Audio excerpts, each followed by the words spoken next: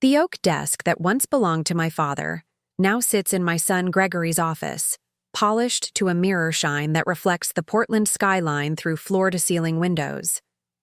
I built that view, literally brick by brick, contract by contract, over 40 years. Now I clean it. At 72, I found myself emptying the trash bins of executives who once reported to me. My own daughter-in-law Victoria made sure of that. "It's the only position available for someone your age," she'd said with that saccharine smile that never reaches her eyes. The irony wasn't lost on me. Winifred Holloway, founder of Holloway Construction, one of Oregon's premier commercial builders, reduced to scrubbing toilets in the company she created. But before we jump back in, tell us where you're tuning in from, and if this story touches you, make sure you're subscribed, because tomorrow, I've saved something extra special for you. That all changed the day I found the blueprint, not for a building, but for my complete removal from the company. I'd been reaching behind Gregory's bookshelf to dust when my arthritic fingers brushed against a leather portfolio tucked where no one would see it. Inside was a detailed plan to dissolve my remaining 15% ownership stake by declaring me mentally incompetent. Victoria's precise handwriting filled the margins with notes about which doctors might be sympathetic to their cause. "When you've hit rock bottom, the only path left is up."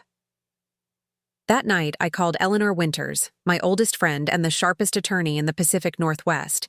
What happened next would shock everyone, especially Victoria. I remember the day I signed over Holloway Construction to Gregory as if it were yesterday, not 3 years ago. The November rain painted sheets of water down the windows of our conference room, typical Portland weather that matched my mood. Somber, contemplative, but ultimately hopeful. My husband Walter had been gone 5 years by then, and running the company alone had become increasingly difficult with my arthritis flaring up more each season. "Mom, you've earned your retirement," Gregory said, his hand warm on my shoulder as I hesitated over the transfer documents. My son, with his perfect salt and pepper hair and confident smile, had worked alongside me for 15 years. He knew the business inside and out. "Listen to Gregory, Winnie," my younger son Nathan urged from across the table. Unlike his brother, Nathan had never shown interest in construction. He'd built his life 3,000 miles away in Boston, as a literature professor, coming home only for holidays and the occasional family emergency. You can finally take that Mediterranean cruise you and Dad always talked about. What neither of my sons mentioned was Victoria, who stood silently by the window, designer heels clicking impatiently against the hardwood floor. My daughter-in-law had married Gregory 12 years ago, and from day one, I sensed something calculating behind her polished exterior. She'd worked her way up from our marketing department to become Gregory's most trusted advisor and most influential voice. "I'd like to maintain a small ownership stake," I said finally, looking directly at my attorney, not at Gregory or Victoria.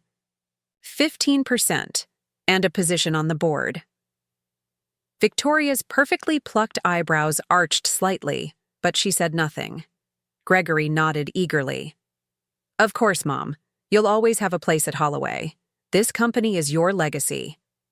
I signed the papers, my hand steady despite the uncertainty swirling inside me. The company I'd built from nothing after Walter and I moved to Oregon in 1979 was no longer mine. We'd started with just 3 employees working out of our garage, taking small residential jobs that larger companies wouldn't touch. By the time Walter passed away in 2016, Holloway Construction employed over 200 people and had reshaped Portland's downtown skyline.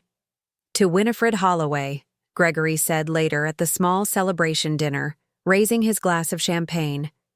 "The woman who built not just buildings, but a family legacy." Everyone clinked glasses, Victoria's touching mine last, the barest contact before she withdrew. If I had known then what would follow, I might never have signed those papers at all. The changes came gradually at first. My office was needed for a new executive hire. Would I mind moving to a smaller space down the hall?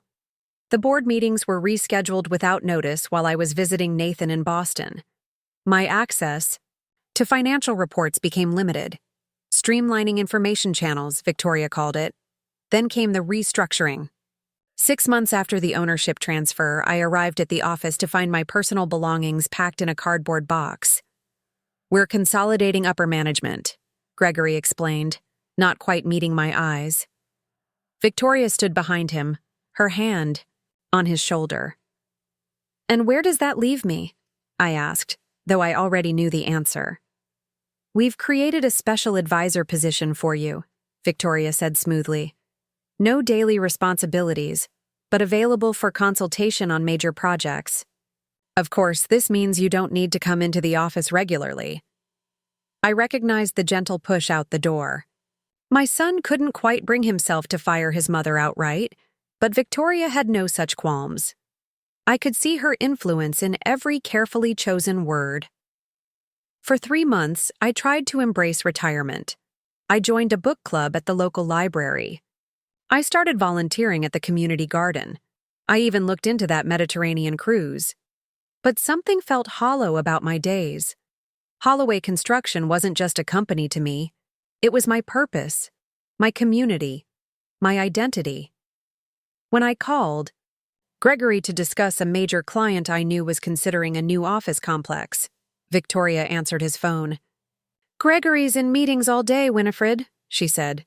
I could hear shuffling papers, voices in the background. "And honestly, we've already got the Westbrook project well in hand. Harrison and Partners submitted the bid yesterday." I nearly dropped the phone. "Harrison and Partners? We've never used them as subcontractors. Their concrete work is substandard. We've had to fix their mistakes on 3 different municipal projects." "Well, things change," Victoria replied, her voice cooling several degrees. "Gregory trusts my judgment on vendor relationships. I've developed quite the network while you've been enjoying retirement."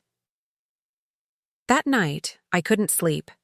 Harrison and Partners had been caught cutting corners on the East Side Library project 2 years earlier, something I'd documented extensively. Those files would still be in the company database. I had to warn Gregory before they committed to a partnership that could damage our reputation for quality. The next morning, I drove to the office, my first visit in months. The receptionist, a new hire who didn't recognize me, stopped me in the lobby. "I'm sorry, ma'am, but do you have an appointment?" "I'm Winifred Holloway," I said, expecting the name to register. It didn't. "The founder of this company. I need to see my son Gregory." After several phone calls and a lengthy wait, I was escorted upstairs. The hallways felt different somehow. The photographs of groundbreaking ceremonies that once lined the walls had been replaced with abstract art in muted colors. Victoria's influence, no doubt. Gregory's office, my old office, had been completely redesigned. The practical, durable furniture I'd selected was gone, replaced with sleek minimalist pieces that looked impressive but seemed terribly uncomfortable. Gregory rose from behind my father's oak desk, surprise and something like guilt crossing his face. "Mom, we weren't expecting you. Is everything okay?" "Harrison and Partners," I said, without preamble. "Tell me you haven't finalized any agreement with them." Gregory's expression shifted. "Victoria mentioned you called about that. Look, they've restructured their management, and their bid came in significantly under the others. Because they use substandard materials and underpay their key workers," I interrupted. "The documentation is all there in the project files from the library renovation." Preparing and narrating this story took us a lot of time, so if you are enjoying it, subscribe to our channel. It means a lot to us. Now back to the story. "Gregory, this isn't about me being unable to let go. This is about protecting what we've built." Victoria entered then, without knocking. She wore a cream-colored suit that probably cost more than what we used to pay our project managers monthly. "Winifred, what a surprise," she said, not looking surprised at all. "Gregory, your 2:00 is waiting in the conference room." "Mom, I have to go," Gregory said, already standing. We can discuss this another time. The Westbrook project is already in motion, Victoria finished for me. Gregory, they're waiting.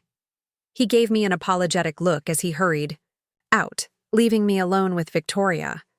The silence between us stretched taut as a steel cable.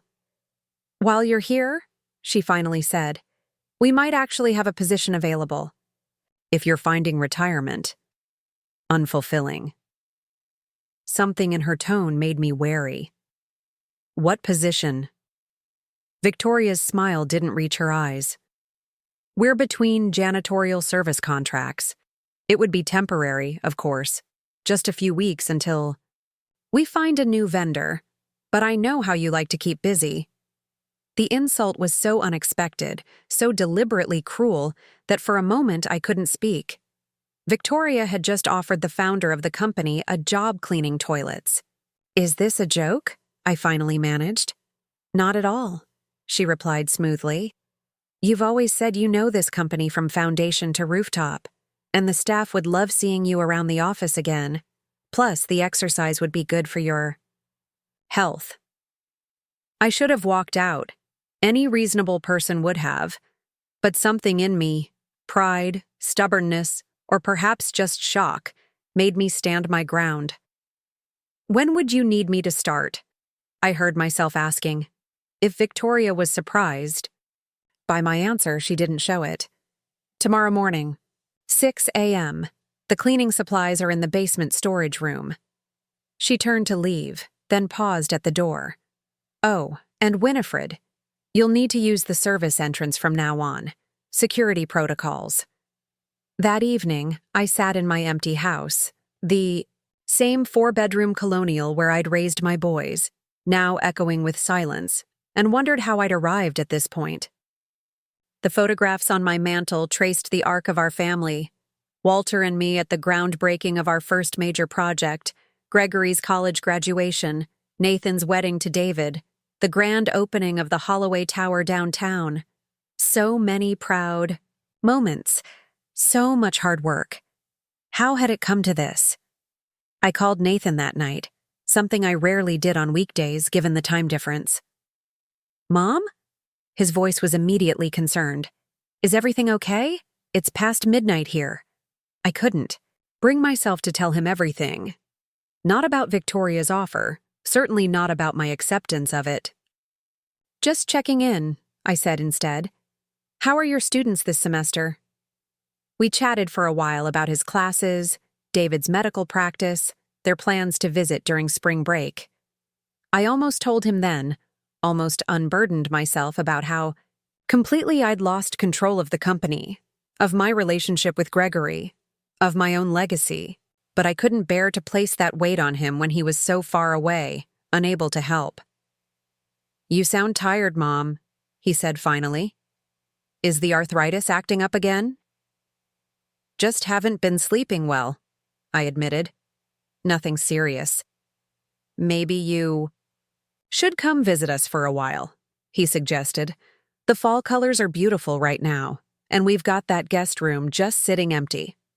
For a brief moment, I considered it. How easy it would be to pack a bag, board a plane, and escape to the safety of my younger son's home. But running away had never been my style.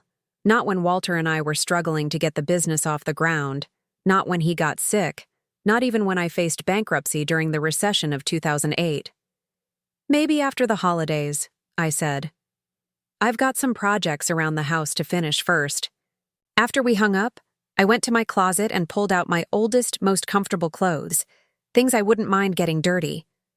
Then I set my alarm for 5 a.m. and tried to sleep, wondering if Victoria would be watching when I arrived at the service entrance in the morning. She was. Standing in the shadow of the loading dock, arms crossed over another immaculate designer suit, Victoria observed as I pulled into the employee lot at 5:55 a.m. I wore jeans, a faded Holloway Construction, sweatshirt from a company picnic years ago, and sturdy walking shoes. My white hair was pulled back in a simple ponytail. Practical, dignified, and absolutely appropriate for the task at hand. I'm surprised you showed up, Victoria said as I approached. She held out a plastic ID badge on a lanyard. This will get you into the supply rooms and service areas. It doesn't provide access to offices or conference rooms. I took the badge without comment and slipped it over my neck. Custodial staff, it read, with no name. Manuel will show you the ropes today, she continued, gesturing to a middle-aged Latino man who stood respectfully a few feet away. After that, you'll be on your own. The morning shift ends at 2 p.m. She turned on her heel and walked away without another word, leaving me with Manuel, who looked deeply uncomfortable with the situation. Mrs. Holloway, he said quietly, once Victoria was out of earshot. You don't have to do this. I know who you are. Everyone in maintenance knows. His kindness nearly broke me. I swallowed hard before responding. Thank you, Manuel, but I think I do need to do this. At least for now. He nodded, understanding more than I'd said. Then I will show you everything. The smart ways, not the ways they tell us to do it. For the next 8 hours, I learned the inner workings of the company I'd built, from an entirely new perspective. Manuel showed me which executives left their offices especially messy, the new CFO Victoria had hired. Which ones acknowledged the custodial staff with basic human courtesy, surprisingly few. And which bathrooms required extra attention, the one nearest the break room, always. My hands, already stiff with arthritis, ached fiercely by midday. The industrial vacuum felt like it weighed 100 pounds as I pushed it across carpets I'd once selected for their durability and professional appearance. The cleaning chemicals irritated my eyes and throat, but the most painful part was being invisible. People I'd hired, people who owed their careers to opportunities I'd given them, looked right through me. A few seemed to register something familiar about my face, only to dismiss the notion that the elderly woman emptying their trash could possibly be the company's founder. Gregory didn't come in until afternoon, so I didn't see him that first day. But I did clean his office, our office, while he was in a meeting. Victoria had claimed the adjacent space that once belonged to my assistant, creating a connected suite of rooms that effectively functioned as the company's command center. As I dusted the bookshelves in Gregory's office, I noticed something that made my heart sink. The photographs of our family, Walter at the helm of our sailboat, the boys playing baseball in the backyard, the 4 of us at Nathan's graduation, were gone. In their place stood sleek awards and institutional recognitions, many bearing Victoria's name alongside Gregory's. Only one personal item remained, a small model of the Holloway Tower, our most prestigious project, completed the year before. Walter's diagnosis. I picked it up carefully, remembering the long nights poring over those plans, the exhilaration when we secured the contract, the pride at the ribbon-cutting ceremony. What are you doing? Victoria's sharp voice startled me so badly I nearly dropped the model. She stood in the doorway, eyes narrowed. Dusting, I said, carefully returning the tower to its place. That's a delicate architectural model, not a toy, she said, as if speaking to a child. Perhaps stick to emptying trash bins and leave the valuable items alone. I bit back the retort that rose to my lips, that I had commissioned that model, that the actual building it represented had been my vision, my achievement. Instead, I simply nodded and returned to my cleaning cart. Actually, Victoria continued, we need the executive bathroom thoroughly scrubbed before the board meeting this afternoon. Someone was ill in there earlier. The executive bathroom, where I'd once had a reserved towel rack with my initials embroidered on the hand towels. I nodded again and wheeled my cart toward the door. Oh, and Winifred? Victoria called after me. The board meeting is at 3. Please make yourself scarce once the members begin arriving. We wouldn't want any awkward situations.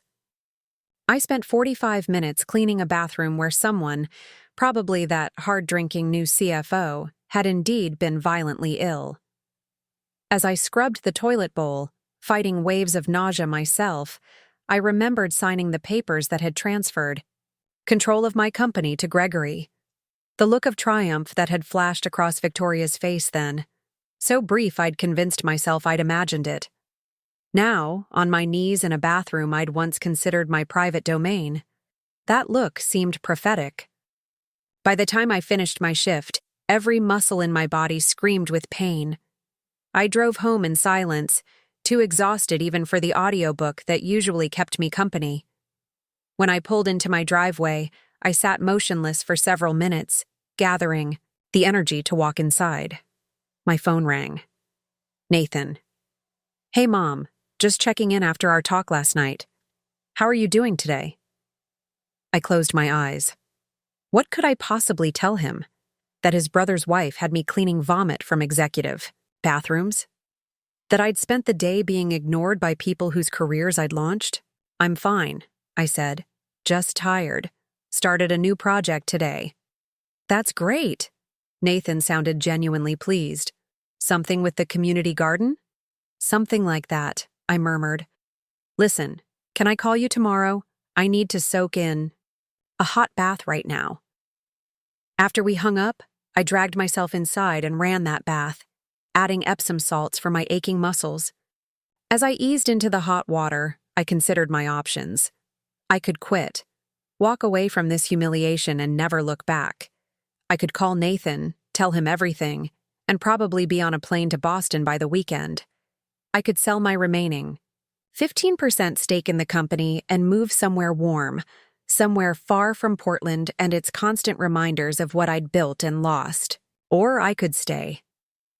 I could endure Victoria's calculated cruelty, Gregory's weakness, the daily indignities of being reduced to maintenance staff in my own company. I could stay and watch and learn. Because something wasn't right at Holloway. Construction.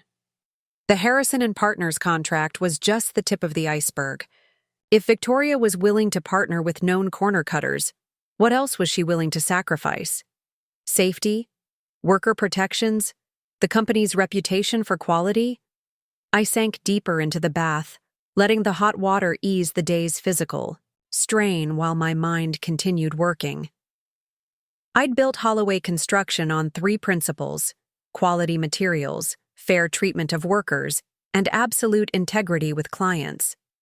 If Victoria was dismantling those principles, someone needed to be there to witness it, someone with both the institutional knowledge to recognize the problems and the legal standing, however tenuous, to do something about it.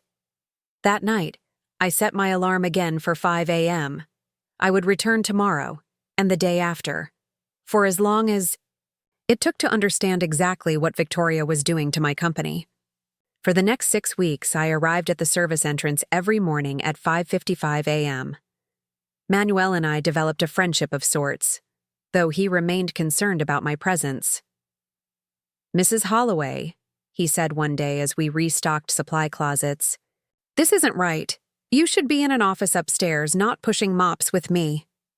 "I'll get back there," I told him, with more confidence than I felt. "But first, I need to understand what's happening to my company." And slowly, I began to see the whole picture, listening to conversations in hallways, reading memos left on desks, observing which vendors came and went. I pieced together Victoria's strategy. She wasn't just cutting corners with questionable subcontractors. She was systematically replacing long-term employees with friends and associates who owed her loyalty. She was restructuring client contracts to maximize short-term profits at the expense of relationship building. Most disturbingly, she was quietly selling off parcels of land the company had acquired for future development. Land whose value would skyrocket once the new light rail extension was announced. Gregory seemed oblivious, or willfully blind, to these changes.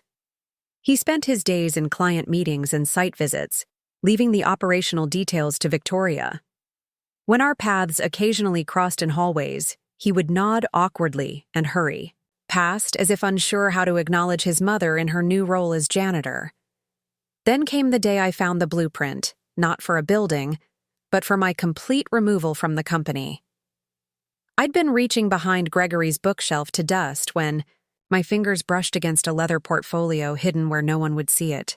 Inside was a detailed plan to eliminate my remaining 15% ownership stake by declaring me mentally incompetent. Victoria's precise handwriting filled the margins with notes about which doctors might provide favorable evaluations, which judges were known to rule quickly on competency cases, and how to ensure I wouldn't have access to independent legal counsel during the process. The document even included a timeline, with a target completion date just 6 weeks away. I photographed every page with trembling hands before carefully returning the portfolio to its hiding place. Then I finished dusting the bookshelf, emptied the trash bins, and completed my shift as if nothing had happened. That night, I called Eleanor Winters. Eleanor and I had met in a business owners support group back in 1985, when female entrepreneurs were still novelties in the construction industry. She'd built her law practice defending contractors and developers, often taking cases no one else would touch. We'd supported each other through marriage troubles, child-rearing challenges, health scares, and business crises. If anyone would understand my situation and help me fight back, it would be Eleanor. "Winnie," she said when she answered, her voice warm with affection. "It's been too long. How are you enjoying retirement?" "I'm not," I replied. "In fact, I've spent the past 6 weeks working as a janitor at Holloway Construction." The silence on the other end stretched for several seconds. "You'd better start from the beginning," Eleanor finally said. I told her everything.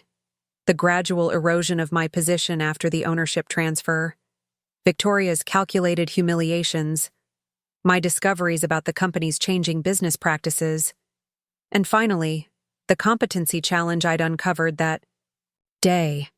"My God, Winnie," Eleanor breathed when I finished. "This is elder abuse, pure and simple, and possibly corporate fraud, depending on what they've done with those land sales. We need to move quickly." "I won't let them take my company," I said, surprised by the steel in my own voice. "No," Eleanor agreed. "We certainly won't. Send me those photos immediately, then get some rest. Tomorrow, we start fighting back." Eleanor moved with the efficiency of a battlefield commander. By 8 the next morning, she'd assembled a small team of trusted professionals: a forensic accountant, a real estate appraiser specializing in commercial properties, and a private investigator with experience in corporate malfeasance. "We're not just defending you against their competency claim," she explained as we sat in her downtown office. The space hadn't changed much in 30 years. Still the same solid oak furniture, law books lining the walls, and the faint scent of coffee and peppermint. "We're going on the offensive. If Victoria has been mismanaging company assets or engaging in self-dealing, we can potentially force a corporate audit." "I don't want to hurt Gregory," I said, staring down at my hands. Despite everything, he was still my son. "He's being manipulated." Eleanor's expression softened slightly. "Winnie, Gregory is a 45-year-old man, not a child. He's the CEO of a major construction company. At some point, we have to hold him accountable for allowing this situation, even if Victoria is the mastermind." She was right, of course. My maternal instinct to protect Gregory was clouding my judgment. I straightened in my chair. "What do you need from me?" "Keep going to work," she said. "Continue cleaning offices, listening to conversations, documenting everything. But be extremely careful. If Victoria suspects you know about the competency challenge, she might accelerate their timeline." "Should I keep cleaning her office?" I asked, remembering the critical documents I'd found there. Eleanor considered this. "Yes, but be cautious. Don't change your routine. Don't linger longer than usual. And Winnie?" She leaned forward, her eyes serious. "Don't confront either of them, no matter what you discover. Let us build the case first." I nodded, both relieved and apprehensive about returning to my janitorial duties. "What about those land parcels Victoria's been selling? The ones near the planned light rail extension?" "My real estate expert is already looking into it," Eleanor assured me. If Victoria's selling company assets at below market rates to associates who stand to profit from the transit development, that's textbook self-dealing. The board would have grounds to remove her, and possibly Gregory too, if he's been complicit. I left Eleanor's office with a strange mixture of determination and sorrow. The legal strategy made perfect sense, but executing it meant actively working to expose my own son's failures as a company leader. Even if Victoria was the driving force behind the company's ethical decline, Gregory had allowed it to happen on his watch. When I arrived home, there was a voicemail from Nathan. "Hey, Mom, just checking in. You seemed a bit off during our last call. Everything okay? David and I were thinking about flying out for a long weekend next month. Let me know if that works for you." I deleted the message without calling back. How could I possibly explain to Nathan what was happening? That his brother's wife had reduced me to cleaning toilets in my own company? That I was now gathering evidence for a potential legal battle against my firstborn child? No, better to keep Nathan out of it entirely, at least until we knew exactly what we were dealing with. The next morning, I returned to work as usual, arriving at the service entrance at 5:55 a.m. Manuel greeted me with a concerned look. "Mrs. Holloway, be careful today," he said quietly as we collected our cleaning supplies. "Mrs. Victoria was asking questions about you yesterday. Who you talk to, whether you go into offices when people aren't there." A chill ran through me.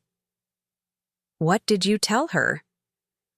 "That you do your job and mind your business," he replied with a small shrug. "But she didn't believe me. She has security watching you now." I thanked him for the warning and proceeded with my usual cleaning routine, acutely aware of the security cameras tracking my movements. Had Victoria discovered that I'd found her hidden portfolio? Or was this simply paranoia on her part, a natural extension of her suspicious nature? Either way, I needed to be more careful. I made a show of dusting surfaces thoroughly, emptying trash bins efficiently, and focusing exclusively on my cleaning duties. No lingering at desks, no examining documents, no photographing anything. Around 10 o'clock, I was cleaning the main floor bathrooms when the door to the women's restroom swung open and Victoria walked in. She stopped short when she saw me, a calculated smile spreading across her perfect features. "Winifred, how are you finding the work? Not too strenuous for someone your age, I hope." I continued wiping down the sink counter. "I manage fine, thank you." She leaned against the wall, watching me work. "Gregory and I were talking about you last night, actually. He's concerned that you might be working too hard. We both are." I said nothing, just moved to the next sink. "In fact," she continued, "we're thinking it might be time for you to consider full retirement. A nice assisted living community, perhaps. There's a lovely one in Beaverton that caters specifically to seniors with early cognitive issues." My hand stilled momentarily on the faucet. There it was, the first move in their competency challenge. I forced myself to continue cleaning, keeping my voice neutral. "That's thoughtful, but I'm quite comfortable in my own home."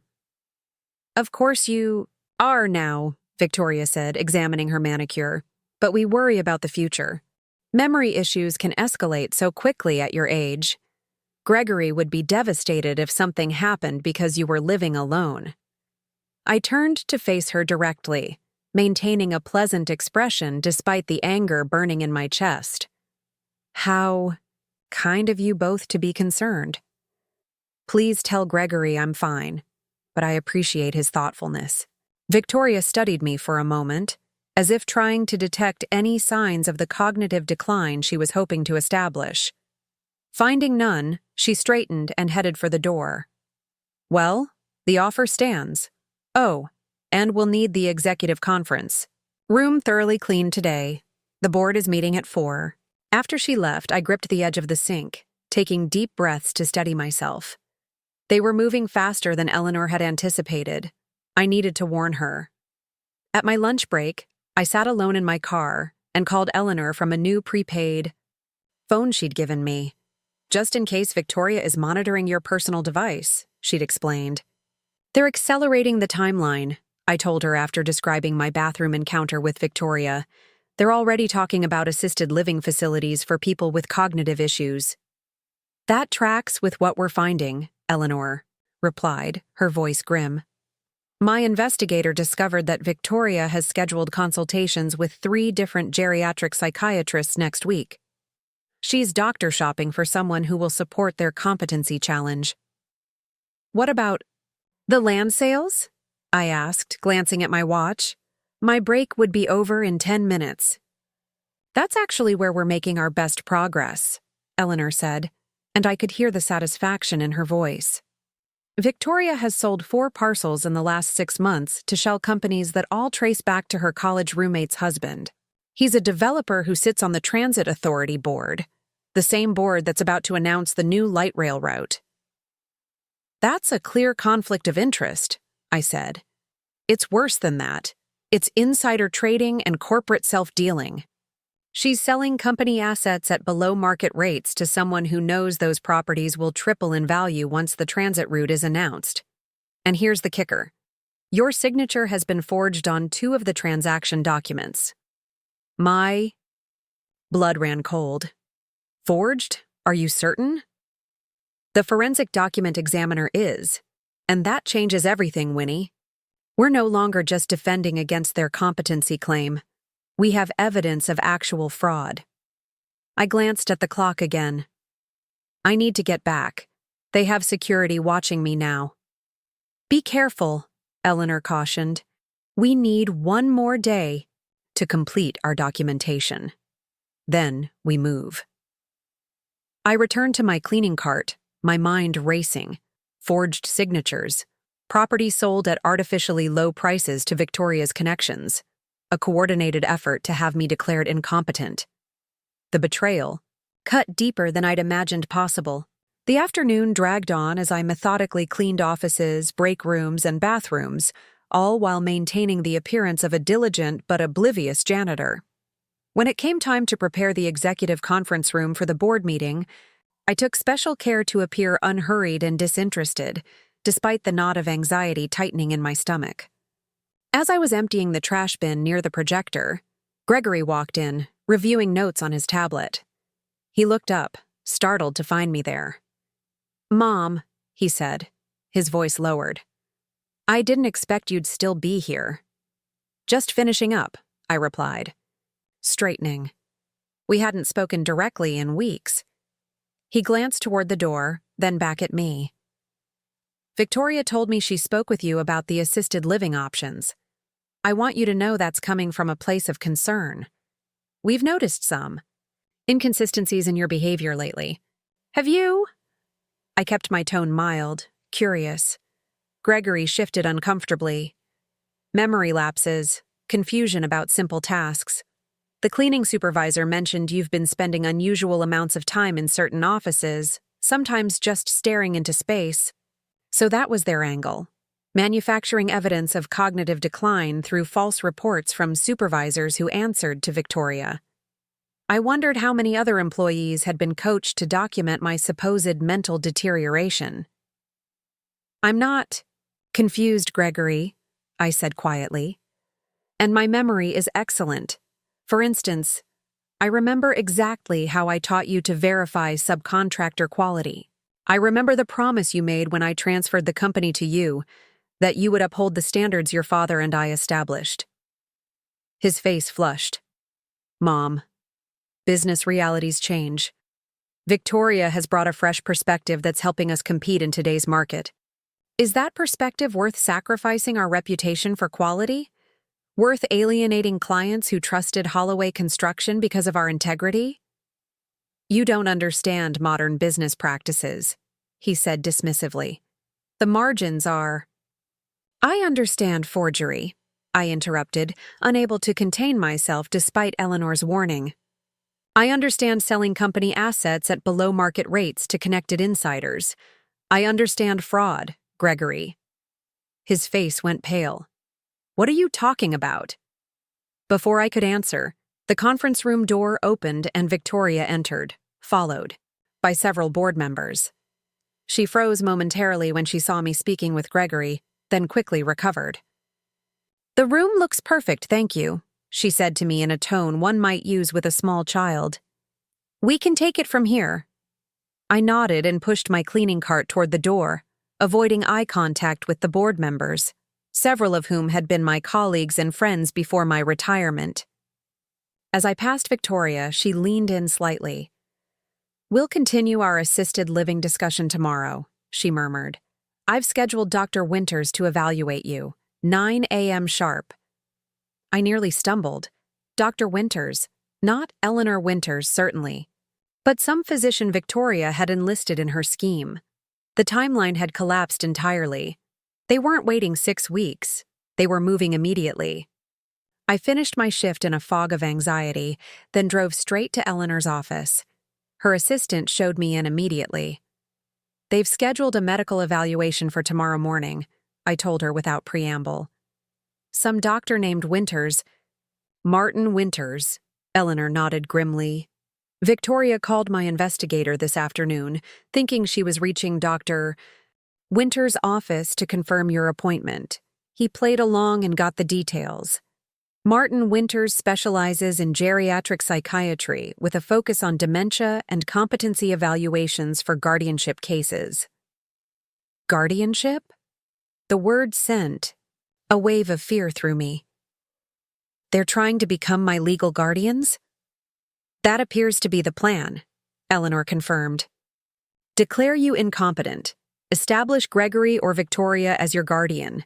Then have them exercise your voting rights as a shareholder to eliminate your board position and eventually transfer your ownership stake to themselves." I sank into a chair, momentarily overwhelmed. This is moving too fast. "Actually, their rush works in our favor," Eleanor said, pulling a folder from her desk. "We were planning to file these motions next week, but we can accelerate our timeline too." She spread several legal documents across her desk. Temporary restraining order to prevent any psychiatric evaluation without independent representation for you. Emergency petition for corporate audit based on evidence of financial malfeasance. Criminal complaint regarding the forged signatures. And a civil suit against Victoria personally for elder abuse and breach of fiduciary duty. "And Gregory?" I asked, my voice barely audible. Eleanor hesitated. "We've left room to add him as a defendant if necessary, but these initial filings focus primarily on Victoria's actions. If Gregory can demonstrate he was unaware of the fraud, he might avoid the worst legal consequences, though his reputation and position at the company would still be compromised." I stared at the documents, each one representing another step in the destruction of my family. Was this really what I wanted? To drag my son and daughter-in-law through public legal proceedings, exposing their betrayal and potentially sending Victoria to prison? "There is another option," Eleanor said gently, reading my expression. "We could approach Gregory privately, show him what we've discovered and offer to keep it quiet if they agree to certain terms. Resignation for Victoria, reinstatement for you, proper corporate governance going forward." "And if he refuses?" I asked. "Then we file everything," she said simply. "And let the chips fall where they may." I took a deep breath. "Let's try the private approach first. Tomorrow morning, before this supposed evaluation."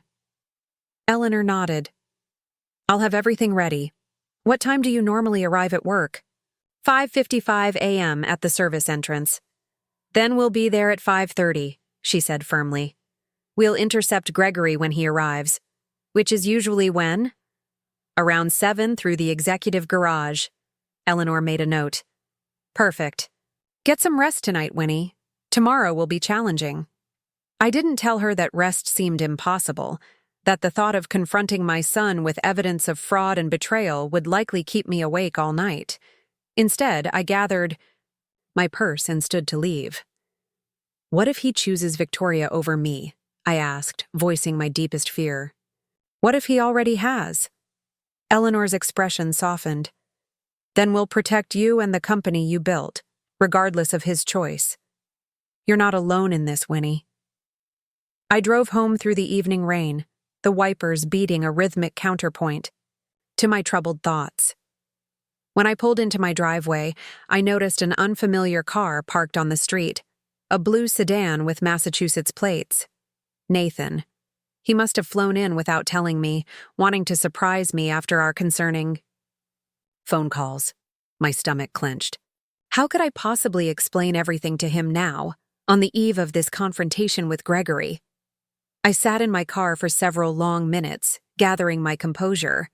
Then I walked slowly to my front door, unlocked it, and stepped inside to find my younger son sitting in the living room, a troubled expression on his face. "Nathan," I said, forcing a smile. What a wonderful surprise. He stood and embraced me, then held me at arm's length, studying my face. "Mom, what's going on? And don't tell me nothing again. I called your book club friend Marge. She says she hasn't seen you in months because you're working at Holloway Construction again. As a janitor?" I sighed heavily and sank onto the sofa. "It's complicated, Nathan." "Uncomplicate it for me," he said, sitting beside me.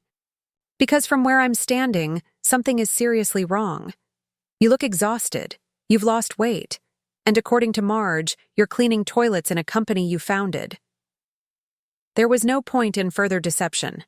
I told him everything, the gradual erosion of my position after transferring ownership to Gregory, Victoria's increasing control over company operations, and my son, the humiliating janitorial position, and finally, the discovery of their plot to have me declared incompetent. Nathan's expression transformed from concern to outrage as I spoke. By the time I finished, he was pacing the living room, hands clenched at his sides. "This is elder abuse," he said, unconsciously echoing Eleanor's assessment. "It's criminal. We should call the police right now."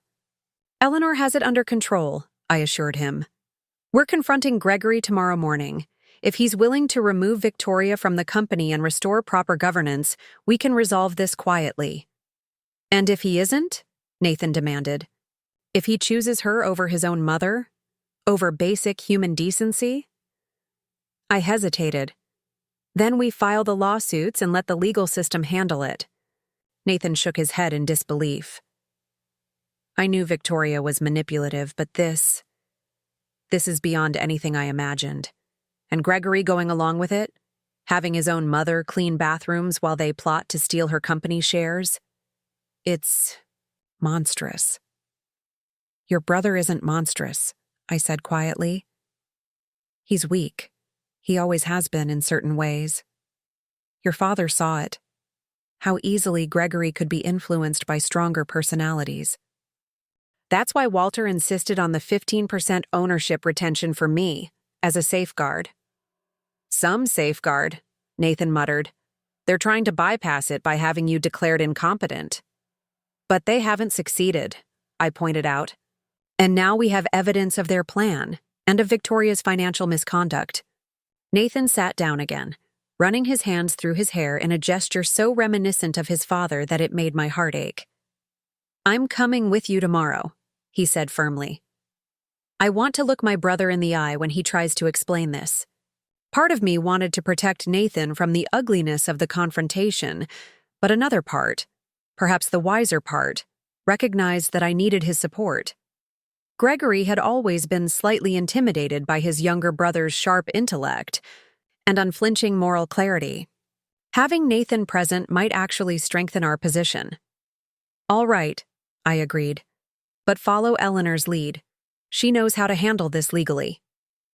Nathan nodded, then looked around the living room, taking in the photos on the mantel, our family in happier times.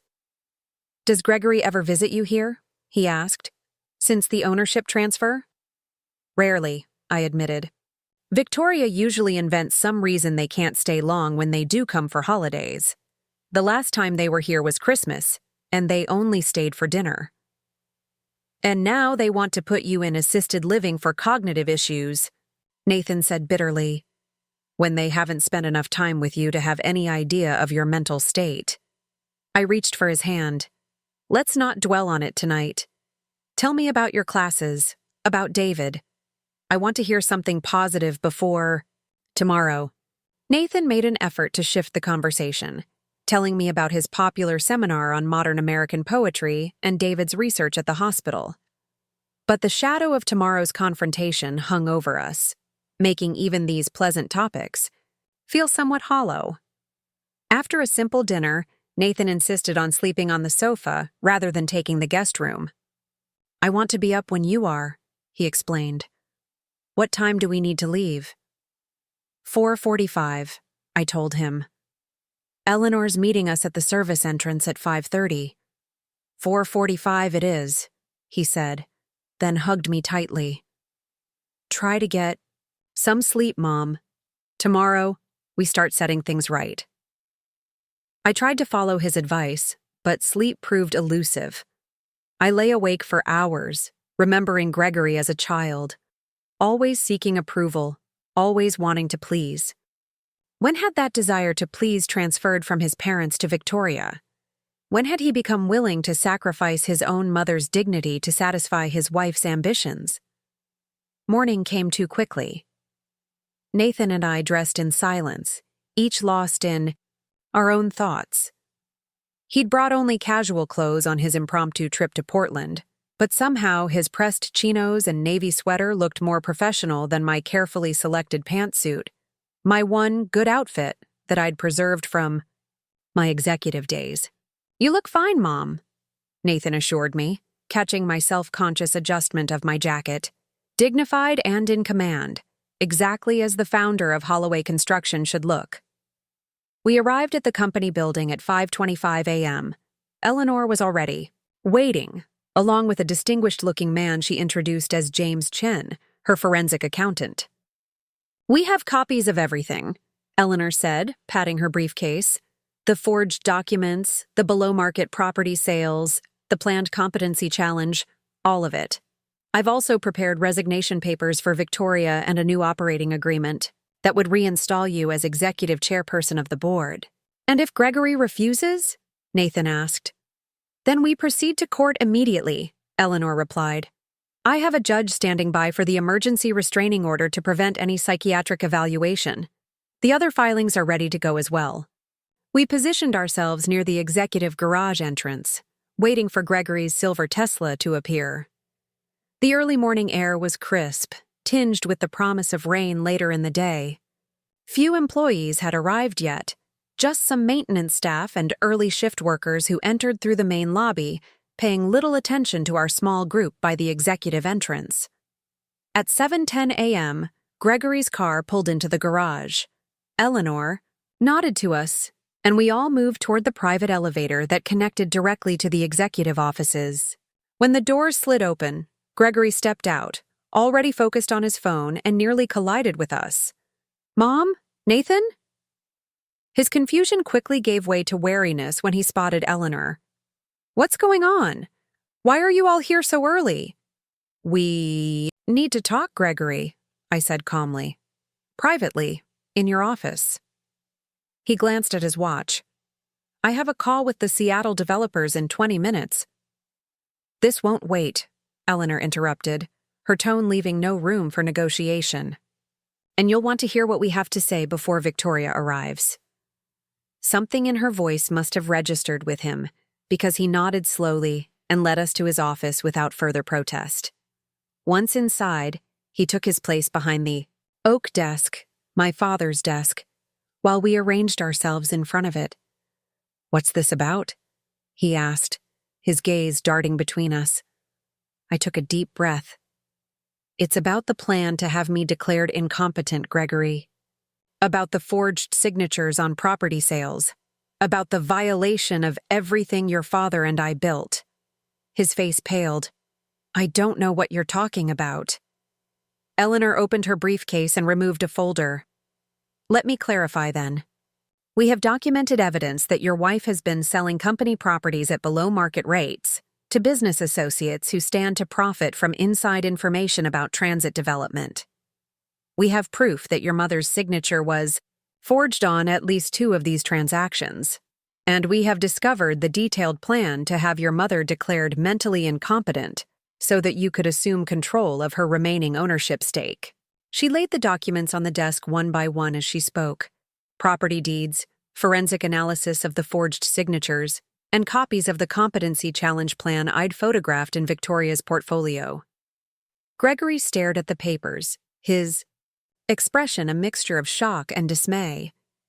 I didn't know about any forgeries, he said finally. Victoria handled the paperwork for those property sales. She said they were underperforming assets we needed to offload quickly. And the competency challenge? Nathan asked sharply. The plan to have our mother declared incompetent and institutionalized? Did Victoria handle that too without your knowledge? Gregory's silence was damning. You knew, I said softly. You knew, and you agreed to it. It wasn't like that, he protested weakly. Victoria suggested that you might need more care than you were admitting, that your insistence on working here as a janitor was a sign of declining cognitive function. She said it would be kinder in the long run to have professionals looking after you. While you took control of my company shares, I added. Gregory couldn't meet my eyes. The transition would have been natural. You wouldn't have had to worry about business matters anymore. My God, Greg, Nathan said, disgust evident in his voice. Listen to yourself. You're talking about stripping our mother of her legal rights. The woman who built this company from nothing, who gave you every opportunity, just to please your wife's ambitions. You don't understand the pressure, Gregory said, a note of desperation entering his voice. Victoria has connections, ideas, a vision for Holloway Construction that could take us international. She's been using you, I interjected, my heart breaking at his willful blindness. Using you to gain control of a company she didn't build, to enrich herself and her friends at the expense of everything your father and I valued. That's not, Gregory began, but the office door swung open, cutting him off. Victoria stood in the doorway, immaculately dressed as always, her expression shifting from surprise to calculated poise as she took in the scene. Well, she said, coolly. This is unexpected. I didn't realize we were having a family reunion this morning. Eleanor rose to her feet. Mrs. Holloway, I'm Eleanor Winters, legal counsel for Winifred Holloway. We were just discussing some concerning business practices with your husband, specifically the fraudulent property sales and the planned competency challenge against my client. Victoria's composure slipped for just a moment before she regained control. I'm not sure what you're referring to, but any business discussions should include proper legal representation for the company. Gregory, you shouldn't be speaking to them without our corporate counsel present. The forged signatures, Victoria, I said, standing as well. The property sales to your college roommate's husband ahead of the transit announcement. The detailed plan to have me declared incompetent so you could seize my company shares. We have documentation of all of it. She laughed lightly, though her eyes remained cold. Documentation? Of what exactly? Business decisions made by the CEO? Property? Sales approved by the board? And concerned family members consulting medical professionals about an elderly relative's welfare? None of that is illegal or improper. Forgery is both illegal and improper, Eleanor pointed out, as is insider trading, which is what those property sales represent. And conspiracy to commit elder abuse is a serious criminal offense in Oregon. These are absurd accusations, Victoria said dismissively. Gregory, call Marcus right now. We need corporate counsel here immediately. Gregory hadn't moved from behind the desk. He was staring at the documents Eleanor had presented, particularly the forensic analysis of the forged signatures. Did you forge my mother's signature, Victoria? He asked quietly. She blinked, clearly not expecting the direct question from him. Of course not. The paperwork was handled through legal channels. If there's any irregularity, It was clerical. Error. James Chen, Eleanor's forensic accountant who had remained silent until now, cleared his throat. The signatures weren't just irregular, Mrs. Holloway. They were deliberate forgeries, executed by someone attempting to mimic Winifred Holloway's handwriting. The pressure patterns and stroke hesitations are consistent with forgery, not administrative. Error. Victoria's eyes narrowed. And you are? James Chen, forensic accountant and document examiner, he replied calmly. I've testified in over 40 federal cases involving financial fraud. We have two options here, Eleanor continued. We can resolve this matter privately, with Mrs. Victoria Holloway's immediate resignation, the reversal of the fraudulent property transactions, and the reinstatement of Winifred Holloway to her rightful position as executive chairperson of the board. Or we can proceed to court, where all of this will become public record.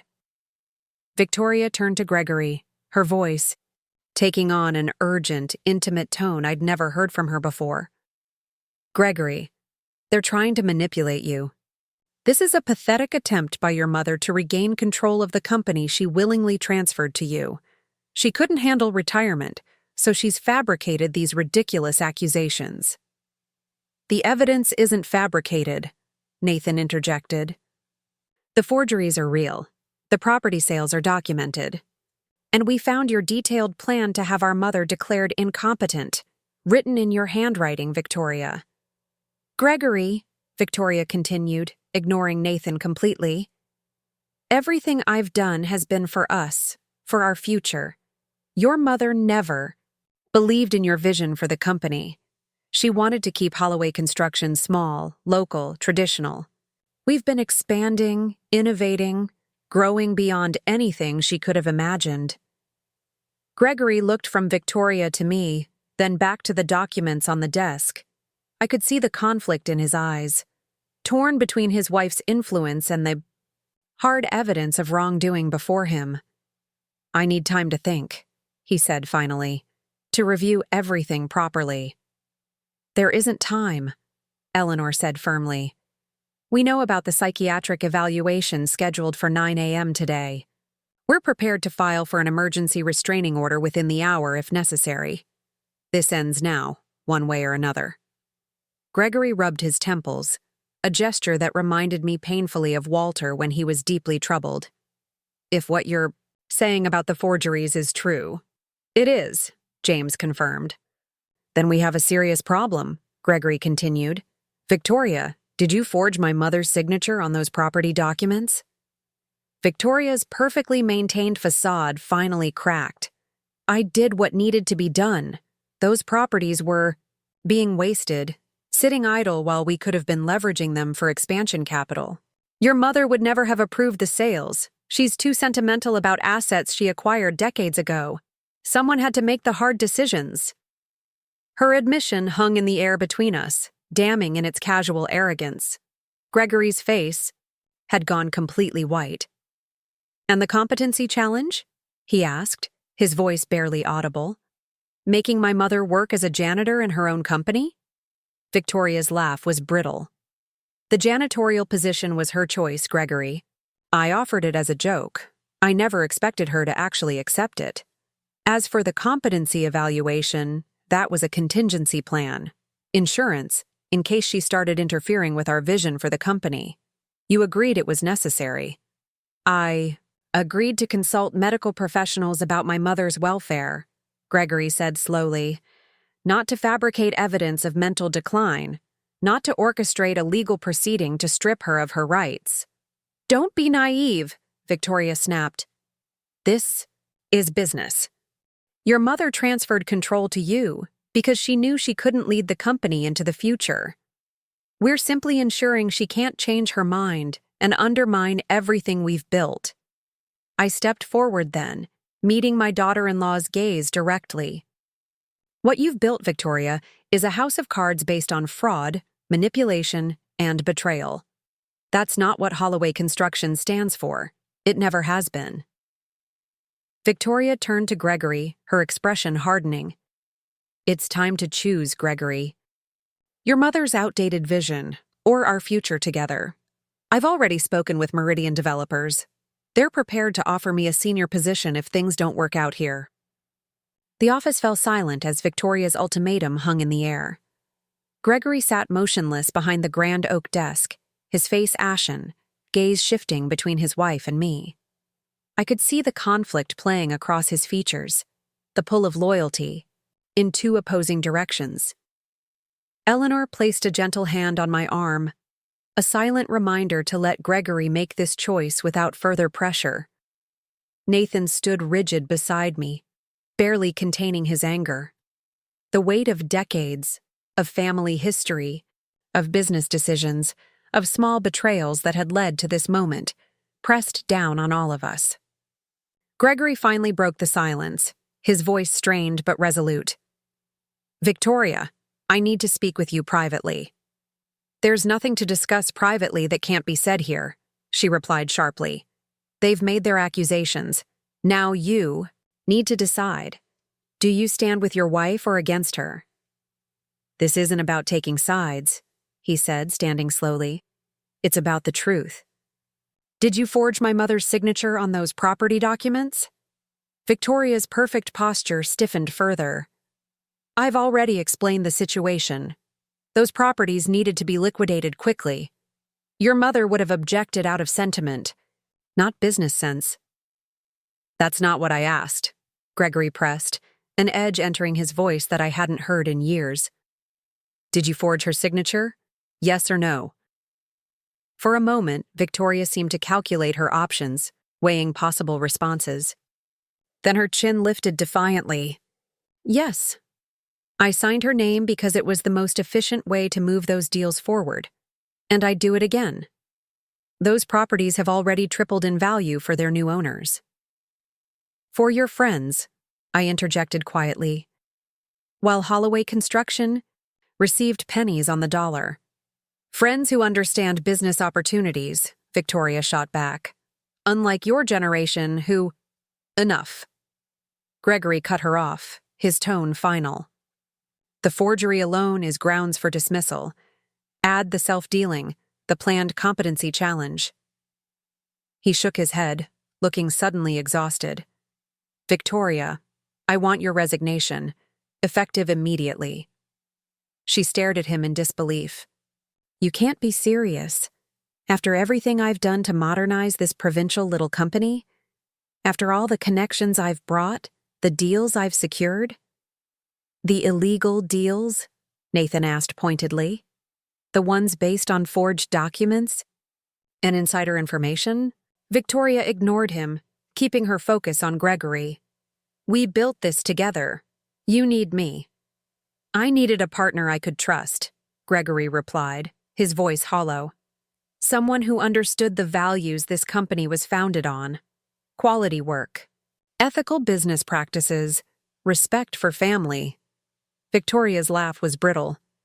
"Family values don't pay for expansions into Asian markets. They don't secure contracts with international developers. Your mother's quaint approach to business belongs in the last century." Eleanor cleared her throat. "Mrs. Holloway, perhaps we should focus on the legal matters at hand. Given your admission regarding the forged signatures, we'll need your formal resignation as Chief Strategy Officer.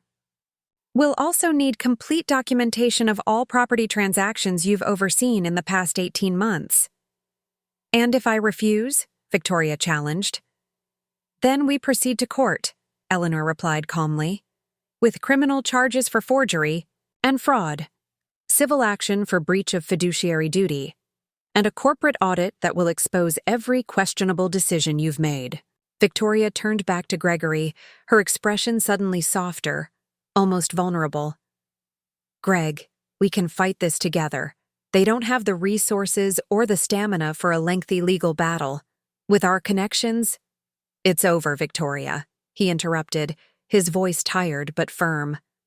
"I won't defend fraudulent actions, not even for you. Especially not when they were aimed at my own mother." Something hardened in Victoria's eyes then, the last pretense of emotional appeal vanishing. "Fine," she said coldly. "I'll have my Attorney contact you regarding separation terms, both professional and personal. The threat of divorce hung unspoken in the air. Gregory flinched but held his ground. That's your choice.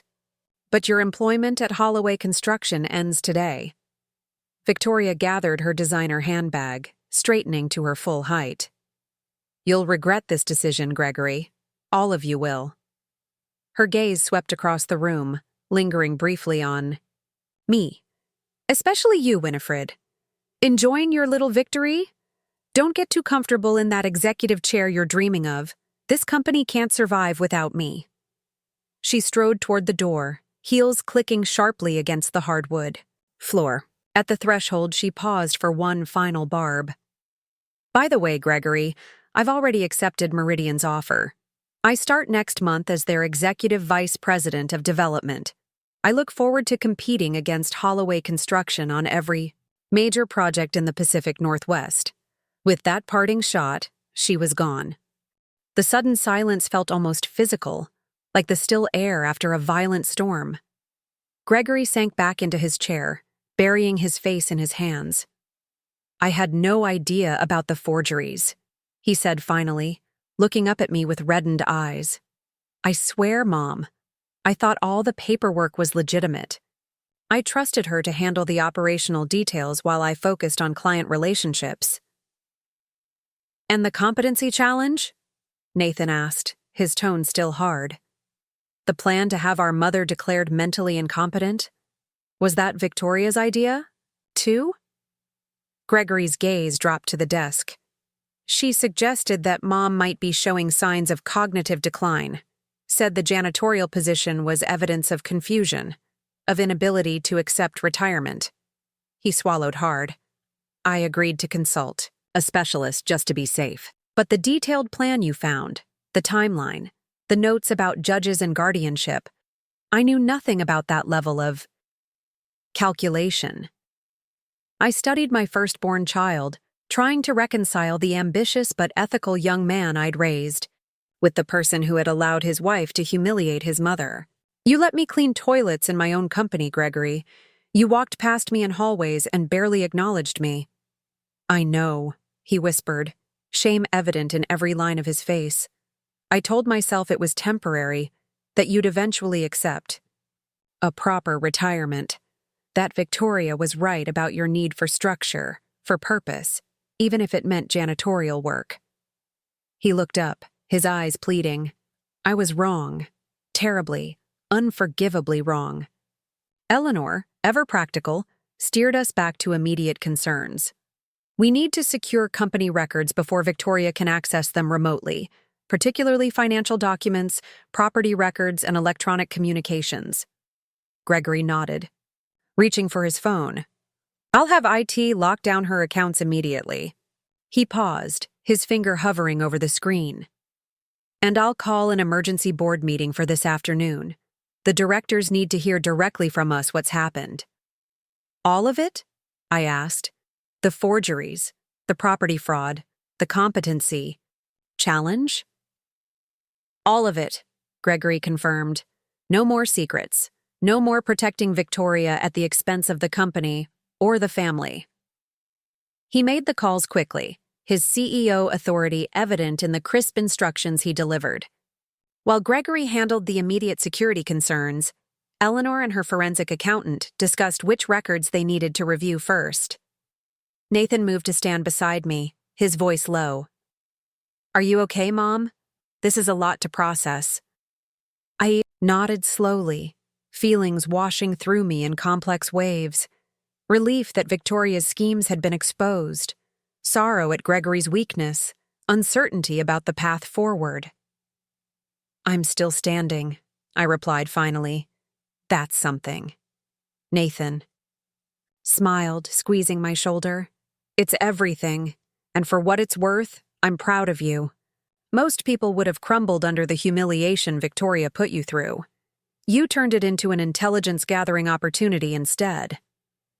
I had a good teacher, I said, thinking of Walter and how he'd weathered business setbacks with strategic patience. Your father always said, when you're knocked down, don't just get up. Look around while you're at floor level. You'll see things you missed from standing height. Gregory finished his calls and approached us hesitantly, like a child expecting punishment. Mom, Nathan, I don't know where to begin. I've failed you both. Failed Dad's memory. Failed the company. Yes, you have, Nathan interrupted bluntly. The question is, what are you going to do about it now? Gregory straightened slightly. Fix it, starting with reinstating Mom to her proper position as executive chairperson. The board will support it. They've always respected her judgment. He turned to me directly. If you're willing, that is. After everything that's happened, I wouldn't blame you for wanting to walk away completely. I considered his offer, weighing my arthritis and fatigue against my deep connection to the company I'd built. I'll return as chairperson, I decided, but with conditions. First, we conduct a complete audit of all decisions made during Victoria's tenure, especially property transactions. Second, we establish stronger oversight protocols to prevent any similar situations in the future. And third, we revisit the core values this company was founded on: quality work, ethical practices, fair treatment of employees at every level. Gregory nodded solemnly. I agree to all of it, and I'll resign as CEO if that's what you want. That surprised me. Despite everything, I hadn't expected him to offer stepping down completely. Is that what you want? I asked carefully. He sighed, running a hand through his hair. What I want is to make amends, to rebuild trust with you, with Nathan, with the employees who've watched me let Victoria change the company culture. If that means stepping aside as CEO, I'll do it without argument. I glanced at Eleanor, whose slight nod confirmed my instinct. Resignation won't be necessary, I said. But partnership, real partnership, will be. No more divisions between operational and client-facing responsibilities. No more isolated decision-making. We lead together, transparently, or not at all. The relief on Gregory's face was palpable. Thank you, he said softly. I won't let you down again. See that you don't, Nathan replied, still protective. Because next time, I won't need to fly across the country to handle it. I'll just send David with his surgeon's toolkit. The weak joke broke some of the tension. Gregory even managed a small smile. How is David? He asked tentatively. Wondering why his brother-in-law never returns his calls, Nathan answered, but his tone had softened slightly. He'd like to hear from you sometime, preferably with an explanation better than Victoria thought he was a bad influence. Gregory winced. Add that to my list of apologies due. Eleanor interrupted our family moment, ever focused on the practical matters at hand. We should proceed to the boardroom for the emergency meeting. Several directors are already arriving. The next hours passed in a blur of explanations, documentation, and strategic planning. The board members, many of whom had known me since the company's early days, were appropriately shocked by Victoria's actions, but unanimously supportive of my reinstatement as executive chairperson. By late afternoon, we had established the framework for moving forward. A thorough audit of all transactions under Victoria's influence, legal action to recover undervalued property sales, and a renewed commitment to the company's founding principles. Throughout the marathon meeting, I observed Gregory carefully. He spoke with a clarity and conviction I hadn't seen in years, taking full responsibility for his failure of oversight while outlining concrete steps to rectify the damage.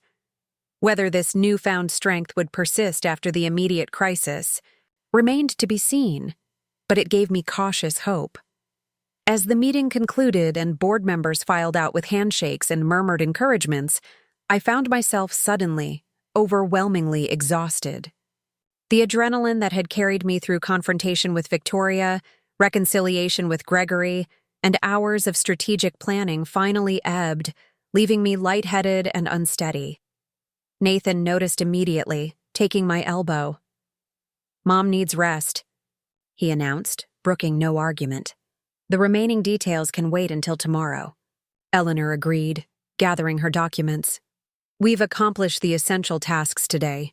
The rest can be handled once Winifred has had proper rest. Gregory looked concerned. Should I call a doctor? After everything you've been through. I don't need a doctor, I assured him, though I leaned gratefully on Nathan's arm. Just a quiet evening and a good night's sleep. I'll drive you home, Nathan said, guiding me toward the door. Gregory hesitated, then asked softly, Would it be all right if I stopped by later? There's still so much we need to discuss. I considered declining. The day had been emotionally draining, and part of me wanted nothing more than solitude to process everything that had happened. But the tentative hope in Gregory's eyes, the first genuine connection we'd shared in months, nudged me toward a different answer. Dinner, I said finally. 6:30. Nothing fancy, just the pot roast I started in the slow cooker this morning. The homely detail, a mother's habit of preparing dinner before leaving for work, even when that work involved cleaning toilets in her own company, seemed to hit Gregory hard. His eyes glistened. I'll be there, he promised. Nathan drove me home in contemplative silence. Only as we turned onto my street did he voice the question that had likely been troubling him for hours. Can you ever truly forgive him, Mom? After what he allowed to happen? I gazed at the autumn leaves swirling across my front yard, red and gold against fading green, the inevitable changing of seasons. He's my son, I said simply. Forgiveness may take time, but it's not optional. It should be, Nathan muttered, pulling into the driveway. Some betrayals cut too deep for simple forgiveness. I turned to him, seeing the fierce protectiveness that had always characterized my younger son. There's nothing simple about forgiveness, Nathan. It's not about excusing what happened. It's about choosing not to let it destroy what remains. He helped me inside, insisting that I rest while he tended to the pot roast and set the table for dinner. I didn't protest, allowing myself the luxury of my favorite armchair by the window, where the late afternoon sunlight warmed my aching hands. The events of the day replayed in my mind. Victoria's cold ultimatum, Gregory's belated stand, the board's unanimous support for my return. After weeks of humiliation and uncertainty, the pendulum had swung decidedly in my favor. Yet victory brought its own complications. Gregory's marriage would likely not survive his choice today. The company faced months, perhaps years, of untangling Victoria's self-dealing transactions, and I had committed to an active leadership role despite my arthritis and fatigue. The doorbell rang precisely at 6:30. Nathan answered, his greeting to Gregory cordial but reserved. My elder son entered carrying a bouquet of autumn flowers and a bottle of my favorite Pinot Noir from the Willamette Valley vineyard Walter and I had discovered on our 30th anniversary trip. Peace offerings, he said, handing them to me, with a hesitant smile. I accepted both, noting that he'd chosen things with personal significance rather than generic luxury items Victoria might have selected. It was a small detail, but telling. Dinner began awkwardly, with careful conversation about neutral topics, the unusually warm autumn, Nathan's upcoming academic publication, a new downtown development project unrelated to Holloway Construction. Gradually, however, the artificial politeness gave way to more substantive discussion. The forensic accountant found 3 more properties that were sold under similar circumstances, Gregory reported, setting down his fork. All to entities connected to Victoria's network, all at significantly below market value. Can they be recovered? I asked. Gregory nodded grimly. Eleanor thinks so, given the clear evidence of fraud. But it will mean legal battles, negative publicity, potential reputational damage for the company. Sometimes healing requires lancing the wound, Nathan observed. Better short-term pain than long-term corruption. I agree, Gregory said, surprising me slightly. That's why I've instructed our legal team to proceed with full disclosure to all relevant authorities. SEC, state regulators, everyone. No hiding, no minimizing, no protected executives. Including yourself? Nathan challenged. Gregory met his gaze directly. Especially myself. I was CEO. The failure of oversight was ultimately my responsibility. This straightforward acknowledgement of accountability, so different from the defensiveness Victoria had cultivated in him, gave me a surge of cautious hope. Perhaps the sun I'd raised was still there, beneath the layers of influence his wife had exerted. As we moved to the living room with coffee and the apple crisp Nathan had somehow managed to prepare while I napped, Gregory raised the question we'd all been avoiding. What happens to Victoria now? I settled into my armchair, considering my answer carefully. Legally, that depends on whether the board votes to press charges for the forgery and fraud. Personally. I paused, searching for the right words. That's between you and her, Gregory. I won't presume to advise you on your marriage. He stared into his coffee cup as if it might contain answers. She's already meeting with divorce attorneys. Her assistant called to schedule time for her to collect personal items from our house while I'm at work tomorrow. I'm sorry, I said, and meant it despite everything. No mother wants to see her child's marriage end, even a marriage as problematic as this one had proven to be. Gregory looked up, his expression pained but resolute. I enabled her, Mom. For years. I looked the other way when she pushed you out of the company. I rationalized her treatment of employees, her disregard for the values you and Dad established. I even convinced myself that her concerns about your mental competence were legitimate. He set his cup down with a decisive click. That failure is on me, not her. Victoria simply pursued her ambitions with single-minded focus. I was the one who betrayed my own principles to accommodate them. Nathan, who had been unusually quiet, finally spoke. The question is, what principles will guide you going forward? Because rebuilding trust, with Mom, with me, with the company, will require more than words. I know, Gregory acknowledged. That's why I've asked the board to establish an ethics committee with external oversight, and why I want both of you involved in reshaping the company culture back to its original foundation. Even if that means less aggressive growth, I asked. Fewer international expansions? Lower quarterly profits? Even then, Gregory confirmed. Dad used to say that Holloway Construction wasn't built to make us rich, but to make us proud. I lost sight of that distinction. I won't again. We talked late into the evening, moving from immediate practical concerns, which executives loyal to Victoria might need to be replaced, how to address employee concerns, what to tell key clients, to deeper questions about family reconciliation and personal redemption. The conversation wasn't easy, with moments of tension and painful honesty, but it felt necessary. Healing. As the clock approached 11, Gregory rose to leave. I should go. You need rest, and we all have a challenging day ahead tomorrow. He hesitated at the door, looking suddenly vulnerable. Thank you for dinner, for listening, for... He gestured vaguely, searching for words. For not giving up on me completely. I stepped forward and embraced him, the first genuine physical contact we'd shared in months. You're my son, I said simply. That doesn't change, even when everything else does. After Gregory left, Nathan and I sat in companionable silence for a few minutes. Finally, he asked, Do you really believe he can change? That he won't fall back into old patterns once the immediate crisis passes? I considered the question seriously. I believe he wants to change. Whether he has the strength to maintain that commitment against resistance, from Victoria, from ambitious board members, from his own habits, remains to be seen. I smiled slightly.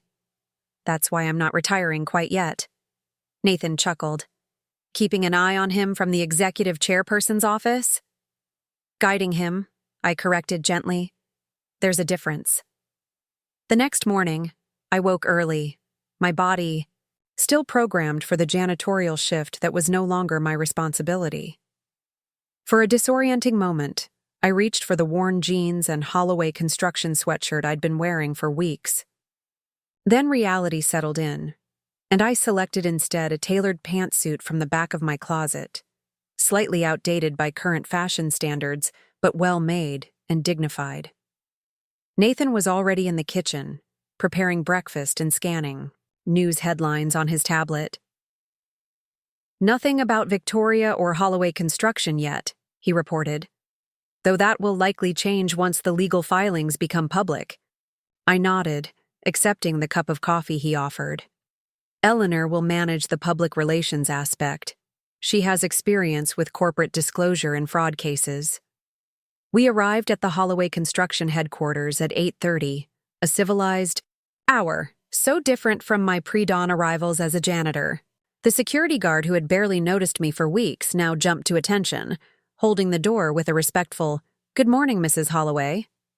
The lobby receptionist, who had once required multiple phone calls to verify my identity, now greeted me warmly by name. The swift transformation in how people treated me, from invisible cleaning staff to respected founder, was both gratifying and slightly disturbing. It highlighted how quickly social status could change, how conditional respect often was on external markers of position and power. As we rode the elevator to the executive floor, I made a quiet resolution.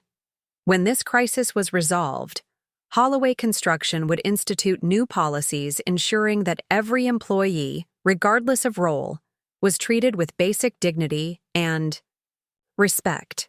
No more invisible workers, no more disposable people deemed unworthy of simple courtesy. Gregory was waiting in the conference room, surrounded by stacks of files and multiple laptops displaying spreadsheets and property records. He looked as if he hadn't slept at all. "The audit team worked through the night," he explained, gesturing to the organized chaos.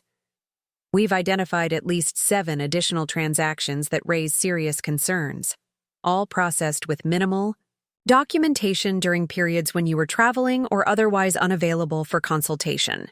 I settled into a chair at the head of the table, my old seat during board meetings, which felt simultaneously familiar and strange after so long an absence. "Have you spoken with the board members individually? We need to ensure they understand the situation before the formal meeting." Gregory nodded. Most were shocked but supportive. Danvers from Regional Bank had questions about potential financial exposure, and Michaels from Pacific Development was concerned about active projects Victoria had been overseeing. "Michaels would be concerned," Nathan noted dryly. "His company has partnered with us on 3 major developments in the last year.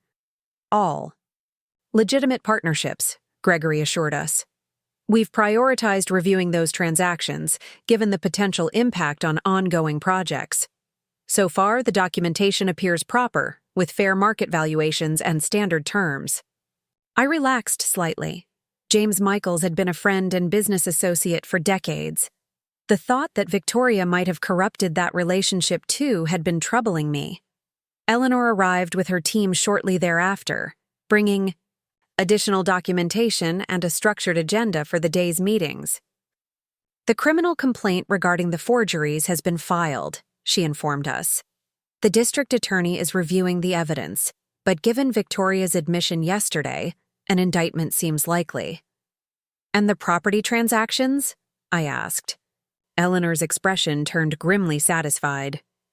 "We've filed for injunctive relief to prevent any further sales or development of the undervalued parcels. The judge has scheduled an emergency hearing for tomorrow morning." The day unfolded in a series of meetings, each more detailed than the last. Financial analysts dissected transaction records. HR executives addressed concerns about loyalist employees Victoria had installed in key positions. Legal teams prepared for anticipated countermoves from Victoria's newly retained attorneys. Throughout it all, Gregory remained focused and decisive, demonstrating a commitment to transparency I hadn't seen in him for years. By late afternoon, we had established a clear path forward: full disclosure to authorities, targeted legal action to recover misappropriated assets, careful communication with employees and clients, and enhanced governance procedures to prevent similar situations in the future. As the last meeting concluded, Gregory approached me privately. "Victoria's assistant called again. She wants to meet with you." I raised my eyebrows in surprise. "With me? Why?" "She didn't say, only that it's important and she'd prefer to speak without attorneys present." Nathan, overhearing, immediately objected. "Absolutely not. She's trying to manipulate the situation as usual. Whatever she has to say can be said through proper legal channels." I considered the request thoughtfully. Victoria had proven herself calculating and dishonest, yet her desire to meet now, when her legal position was clearly compromised, suggested something beyond simple strategic maneuvering. "I'll see her," I decided, ignoring Nathan's frustrated sigh. "But here, in my office, with security nearby." Gregory nodded. "I'll arrange it. When?" "Tomorrow morning, before the injunction hearing, 9 a.m. As we prepared to leave for the day, Manuel appeared in the doorway of the conference room. He stood awkwardly, still in his maintenance uniform, clearly uncertain about approaching the executive gathering. "Manuel?" I greeted him warmly, crossing to shake his hand. "Please come in." He entered hesitantly, nodding respectfully to the executives present. "Mrs. Holloway, I just wanted to say we're all very happy you're back where you belong. The whole maintenance team, we knew something wasn't right, but—" He trailed off, shrugging slightly. "But speaking up seemed risky," I finished for him. "I understand. And I'm grateful for your kindness during my time on the janitorial staff. You made a difficult situation more bearable." Manuel smiled, visibly relieved by my response. "We just treated you like a person, Mrs. Holloway, that's all." "Like a person," I repeated softly. "Something everyone deserves, regardless of their position." I turned to Gregory. "Manuel should be part of the team developing our new employee dignity protocols. He understands the issues from ground level." Gregory blinked in surprise, then nodded. "Of course, that's an excellent suggestion." Manuel looked startled but pleased. "I would be honored, Mrs. Holloway." As he left, Nathan gave me an approving smile. "Starting the changes already?"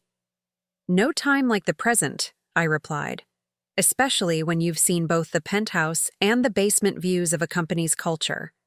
That evening, as Nathan and I prepared a simple dinner at home, I found myself contemplating the meeting with Victoria scheduled for the following morning.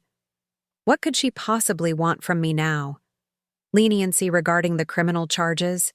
Some form of financial settlement? A promise not to publicly humiliate her as she had done to me?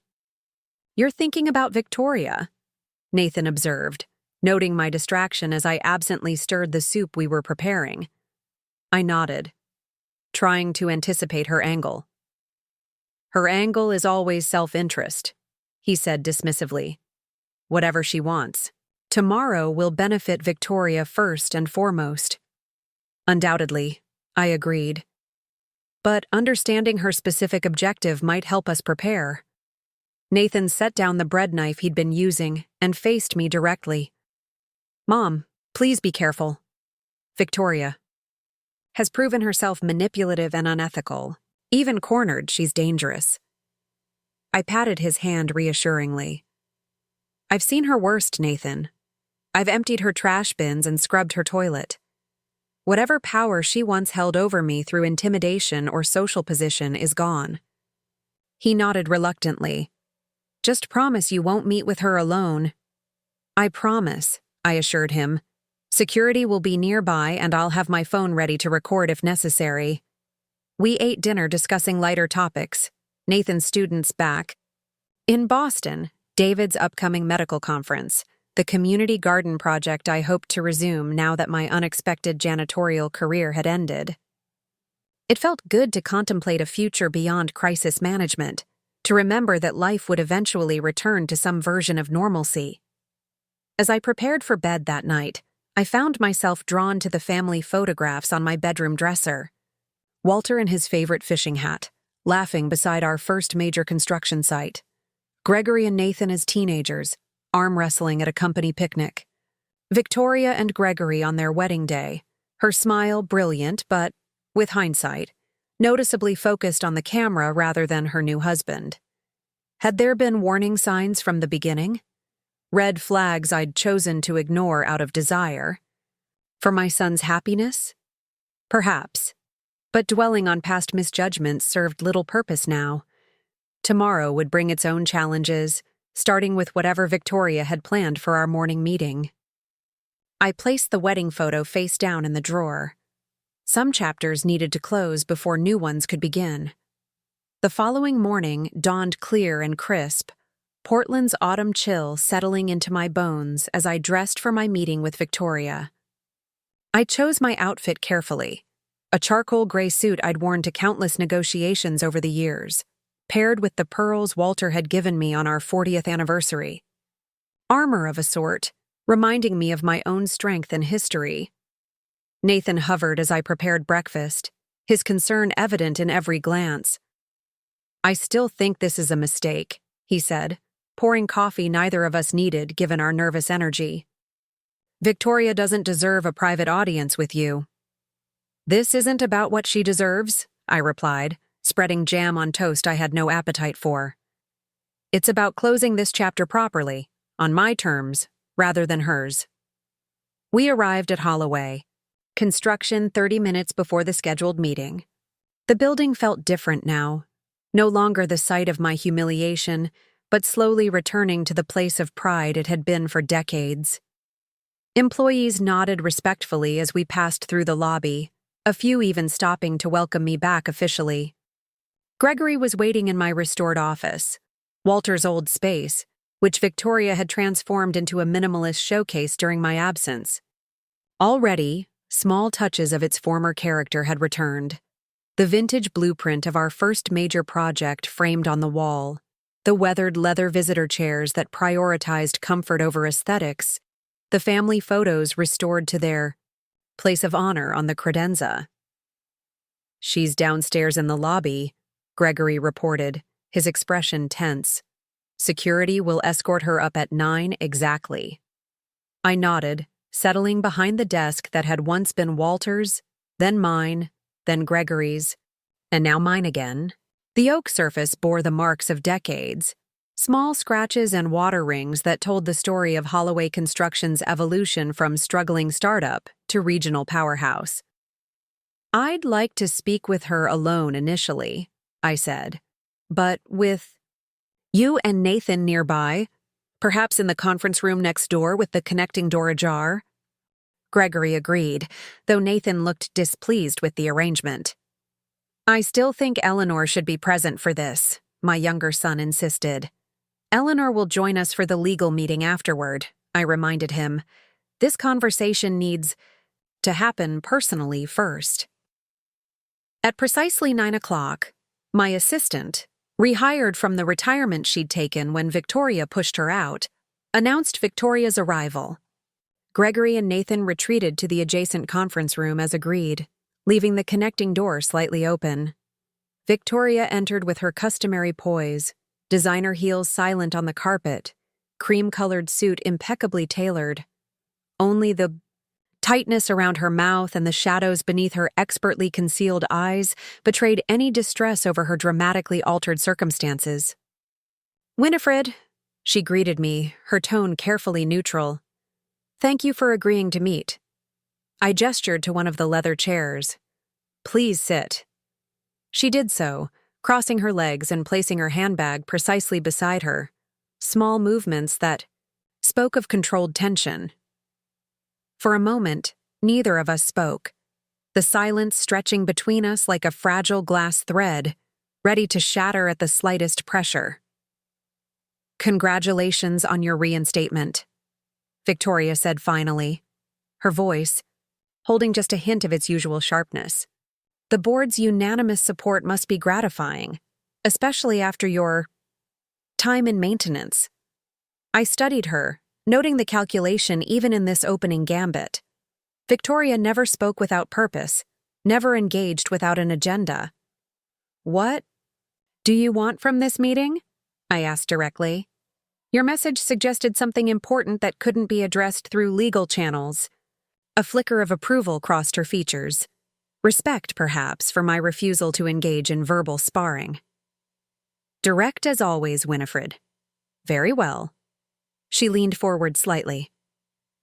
I want to propose a settlement that benefits all parties and avoids protracted legal battles that would damage the company. Go on, I said, keeping my expression neutral despite my skepticism. The fraud allegations regarding the property transactions can be resolved without criminal charges, she began. The properties can be repurchased at appropriate market rates, with any profit differential returned to Holloway Construction. In exchange, the company drops all criminal complaints and agrees to a public statement characterizing the situation as a misunderstanding of authorization limits rather than deliberate fraud. I raised an eyebrow. And the forged signatures? The competency challenge documents? Those were merely misunderstandings as well? Victoria's perfect composure slipped for just a moment, a flash of something, anger, fear, crossing her face before she regained control. The competency evaluation was genuinely motivated by concern, however mistaken that concern might have been. As for the signatures, she paused, choosing her words carefully. I acknowledge that lapse in judgment and am prepared to make appropriate restitution. Financial restitution doesn't erase criminal behavior, I pointed out. No, but it can mitigate consequences. Victoria uncrossed her legs and leaned forward, her voice dropping slightly. Winifred, we both know that a public legal battle will harm more than just me. Gregory's reputation will suffer. The company will face months, perhaps years, of negative publicity. Construction contracts are built on trust. How many potential clients will look elsewhere rather than partner with a company embroiled in fraud allegations? Her argument wasn't without merit, which made it all the more dangerous. Victoria had always excelled at wrapping self-interest in logical reasoning. Those considerations don't outweigh the need for accountability, I replied, or the obligation to operate ethically, even when doing so is uncomfortable or costly. Victoria's smile was thin. Ethics are a luxury afforded to those who've already secured their position. You built this company in a different era, Winifred, with different competitive pressures. The modern construction industry doesn't reward ethical purity. It rewards results, connections, and strategic boldness. Criminal fraud isn't strategic boldness, I countered. It's theft dressed in business attire. She waved a dismissive hand. A matter of perspective. The properties in question will generate far more value under their current development plans than they ever would have as underutilized Holloway Construction assets. Value for whom? I asked pointedly. Your friends who purchased them at artificially low prices. The insider connections who knew about the transit development plans before they became public. Victoria didn't flinch. For everyone involved, the city gets improved infrastructure and increased tax revenue. The developers make a profit, certainly, but they're also taking significant financial risk. And had my plans continued uninterrupted, Holloway Construction would have received substantial contracts for the actual building work. I shook my head, marveling at her ability to rationalize corrupt behavior as mutually beneficial business strategy. This conversation is pointless, Victoria. If you came hoping to persuade me to drop the criminal charges, you've wasted your time. Something shifted in her expression then, a calculated vulnerability replacing her previous confidence. What if I offered something more valuable than money or property? Something only I can provide? Despite myself, I was curious. What could you possibly offer that would outweigh the damage you've done? Victoria reached for her handbag and removed a small leather portfolio, similar to the one I'd discovered hidden in Gregory's office, but newer. She placed it on the desk between us. Meridian Development's complete strategy for competing against Holloway Construction over the next 3 years, she said quietly. Target projects, pricing structures, key personnel they plan to recruit. From your team, weaknesses they intend to exploit, everything. I stared at the portfolio without touching it. Corporate espionage in exchange for dropping fraud charges? That's your offer? Information, she corrected smoothly. Extremely valuable information that could secure Holloway Construction's regional dominance for years to come. Consider it. A parting gift. And a criminal act against your new employer, I noted. Victoria's smile was cold. They haven't employed me yet. Technically, I'm still consulting, reviewing their strategic plans before my official start date. Nothing in my agreement prevents me from discussing general industry knowledge. I pushed the portfolio back toward her without opening it. I'm not interested in stolen competitive information. That's not how Holloway Construction operates. How disappointing, Victoria sighed, though she didn't seem surprised. I thought a businesswoman of your experience would recognize the value of competitive intelligence. There's a difference between intelligence and espionage, I replied, just as there's a difference between aggressive growth and fraud. Victoria replaced the portfolio in her handbag, her movements precise and unhurried. My offer remains open, should you reconsider. Now, perhaps we should discuss my second proposal. There's more? I couldn't hide my weariness. Gregory, she said simply. I tensed, instantly alert. What about him? His position in all this is legally precarious, Victoria observed. As CEO, he bears ultimate responsibility for oversight failures. The board might support him currently, but if criminal proceedings begin, that support could quickly erode. The threat was thinly veiled, but unmistakable. Are you suggesting you would implicate Gregory in activities he knew nothing about? Victoria's expression remained impassive. I'm suggesting that memory and perception are subjective. My recollection, of which decisions were made jointly and which were made independently, might evolve as the legal pressures intensify. Anger flared within me, hot and clarifying. You would perjure yourself to damage Gregory's reputation? Your own husband? Ex-husband soon enough, she corrected. And I would protect myself using whatever means necessary. That's simply pragmatism. I leaned forward, meeting her gaze directly. That's extortion, Victoria. And if you think threatening my son will make me more likely to accept your settlement offer, you've fundamentally misunderstood who you're dealing with. For the first time in our conversation, genuine surprise flickered across Victoria's features. You would risk Gregory's professional reputation, perhaps even his freedom, rather than compromise on the fraud charges? I would trust the truth to prevail, I replied steadily. Gregory made mistakes in judgment and oversight, certainly. He allowed you too much unsupervised authority and ignored warning signs that should have alerted him. But he didn't forge signatures or engage in self-dealing property transactions. The evidence will show that. Victoria studied me for a long moment, as if reassessing her opponent. You've changed, Winifred. The woman I manipulated into accepting a janitorial position would never have stood this firm. I haven't changed, I corrected her. I've simply stopped underestimating the depth of your calculation. The janitorial position taught me that, watching you operate when you thought I was invisible, beneath your notice. A hint of genuine curiosity entered her voice. Yet you accepted that humiliation without complaint. Why? Because dignity isn't determined by how others treat you, but by how you respond to that treatment, I said. And because sometimes the only way to understand what's happening in the basement is to work there yourself. Victoria nodded slightly as if acknowledging the point. A perspective I've never particularly valued. The view from the penthouse has always been more appealing. And now? I asked. With criminal charges looming and your carefully constructed corporate ascent in jeopardy? Her composure never faltered. Now I adjust my strategy and move forward. One setback doesn't define a career, Winifred. Surely you learned that building this company. The comparison grated, but I refused to show it. The difference is ethics, Victoria. Recovering from honest setbacks builds character. Recovering from criminal behavior requires something else entirely.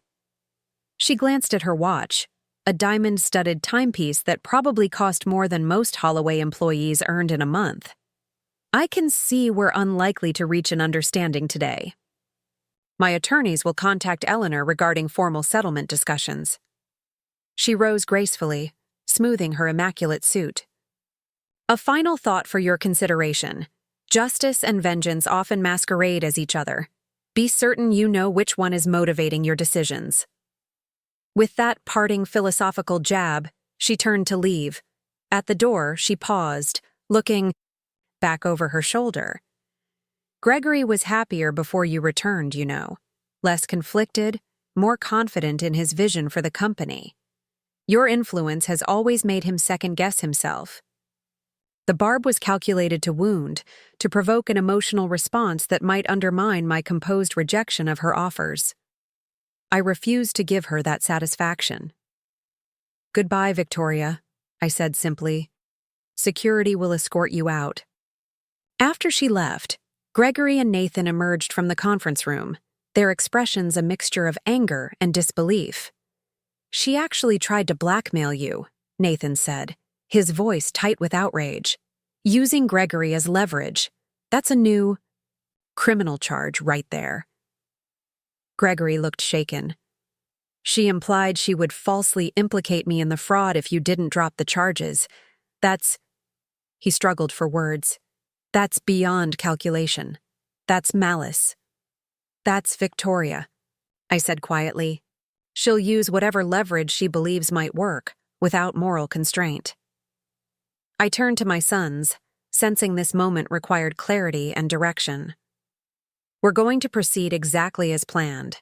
Full cooperation with authorities, complete audit of all transactions under Victoria's influence, and a renewed focus on the ethical foundations that built this company in the first place. Gregory nodded, his expression resolute. I've already scheduled a meeting with the board to propose a more distributed leadership model. No single person, including me, should ever have that much unchecked authority again. His self-awareness surprised and moved me. Perhaps the painful lessons of Victoria's betrayal had catalyzed growth I'd feared might never come. 6 months later, I stood at the podium during Holloway Construction's annual employee appreciation event, surveying the faces before me. From maintenance workers to executives, all gathered in the same space as equals for perhaps the first time in the company's history. The past year has taught us difficult but valuable lessons, I began, about vigilance, about accountability, about the true meaning of integrity in business, but most importantly, about dignity. The dignity that comes not from titles or corner offices, but from doing honest work with pride, regardless of your position. My gaze found Manuel in the audience, now serving as our workplace dignity coordinator in addition to his maintenance supervisory role. Beside him sat Gregory, who had insisted on sitting among employees rather than at the traditional executive table on the stage.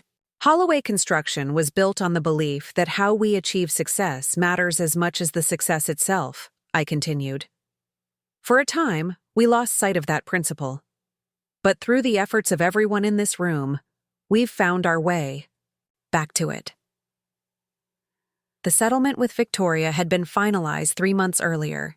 Guilty pleas to reduce charges, financial restitution, and a 5-year ban from corporate leadership positions. She'd already relocated to Seattle, where rumors suggested she was working as a consultant for development companies, unable to secure another executive role due to her tarnished reputation. Gregory's divorce had been finalized as well, a clean break that seemed to liberate rather than diminish him. The distributed leadership model he'd proposed was thriving, with an executive council representing diverse perspectives and a newly empowered board providing meaningful oversight. As for me, I'd settled comfortably into my role as executive chairperson, attending key meetings and mentoring the leadership team while gradually reducing my day-to-day involvement. At 72, I had no desire to micromanage the company's operations, but I took quiet satisfaction in helping restore its ethical foundation. Today, we're not just celebrating a successful year in business, I told the assembled employees. We're celebrating a renewal of purpose, a recommitment to treating every person who works here, from the CEO to the newest maintenance hire, with the respect and dignity they deserve. The applause that followed seemed to affirm that this message resonated beyond platitude, reflecting genuine cultural change within the organization. As I stepped away from the podium, Gregory rose to join me on stage, embracing me with genuine warmth before addressing the crowd himself. My mother has always been the moral compass of Holloway Construction, he began, his voice steady and confident. Even when I temporarily lost sight of that guidance, she never wavered in her commitment to what's right. She taught me that true leadership isn't about titles or authority.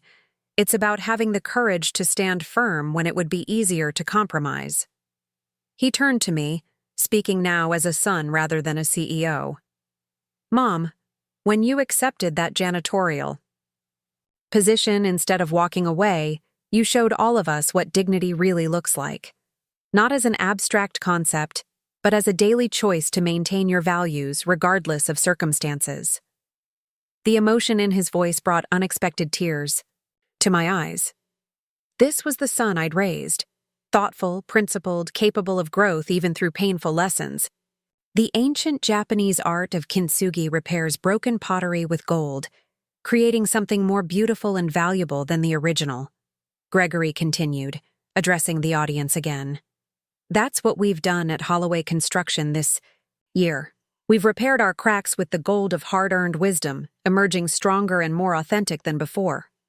Later that evening, as my sons and I shared dinner at my home, Nathan raised his glass in a toast. To Mom, who taught us that sometimes you have to clean toilets to save a legacy. We laughed, the humor possible now that the worst was behind us. Gregory added his own toast. And to Dad, who would have been so proud to see everything you've accomplished this year. I gazed at my sons. One who had strayed but found his way back. One who had dropped everything to stand beside me when I needed support, and felt a profound gratitude that transcended the difficulties we'd overcome. To family, I said simply, raising my glass to meet theirs. The kind built on love and respect, not obligation or blood alone. As we continued our meal, sharing stories and plans for the future, I reflected on the journey that had brought us to this moment. From founder to janitor to executive chairperson, roles that had taught me different but equally valuable lessons about leadership, dignity, and the true meaning of success. When I transferred ownership of Holloway Construction to Gregory 3 years earlier, I'd believed I was simply passing on a business. What I hadn't understood then was that a legacy includes not just assets and operations, but values and principles that must be actively protected and renewed with each generation. Victoria had nearly succeeded in corrupting that legacy, not through open confrontation, but through subtle erosion of the ethical foundation upon which everything else was built. Her strategy had been insidious precisely because it targeted not structures or policies, but the human vulnerabilities that exist in every organization: pride, ambition, the desire for validation and success. The most valuable lesson from this difficult chapter wasn't about financial controls or governance structures, though those were certainly important. It was about vigilance, the understanding that principles must be actively maintained, not simply assumed, and that character reveals itself not in moments of celebration, but in moments of crisis. 3 days after our employee appreciation event, I received an unexpected letter. The return address showed Victoria's new Seattle location, the handwriting unmistakably hers. I hesitated before opening it, uncertain what final manipulation she might attempt. Inside was a single page, containing just 3 sentences. You were right about dignity, Winifred. It's taken losing mine to understand its value. Perhaps some lessons can only be learned through loss. No signature, no further explanation. Just this cryptic acknowledgement that perhaps, in the midst of legal consequences and professional disgrace, Victoria had glimpsed a truth that had eluded her throughout her calculated rise to power. I didn't share the letter with Gregory or Nathan. Some communications exist outside the boundaries of family discussion, representing personal reckonings that require privacy to maintain their integrity. Instead, I placed it in my desk drawer, alongside the worn photograph of Walter and me at the groundbreaking of our first major project. Two young, determined entrepreneurs with no idea of the challenges and triumphs that lay ahead. The contrast between that moment of hopeful beginning and Victoria's message of regretful ending seemed to encapsulate everything I'd learned through this ordeal. Success without ethics is merely achievement, temporary and hollow. Position without purpose is just placement, empty and meaningless. True legacy isn't measured in buildings constructed or profits generated, but in lives impacted and values transmitted. As spring turned to summer, Holloway Construction continued its steady recovery. New projects embodied our renewed commitment to quality construction and ethical business practices. The distributed leadership model Gregory had implemented was proving remarkably effective, with diverse perspectives strengthening decision-making and preventing the kind of isolated authority Victoria had exploited. I gradually reduced my time at the office, confident that the company was in capable hands, not just Gregory's, but those of an entire leadership team committed to our foundational values. My role became more advisory than operational, a transition that felt appropriate as I approached my 73rd birthday.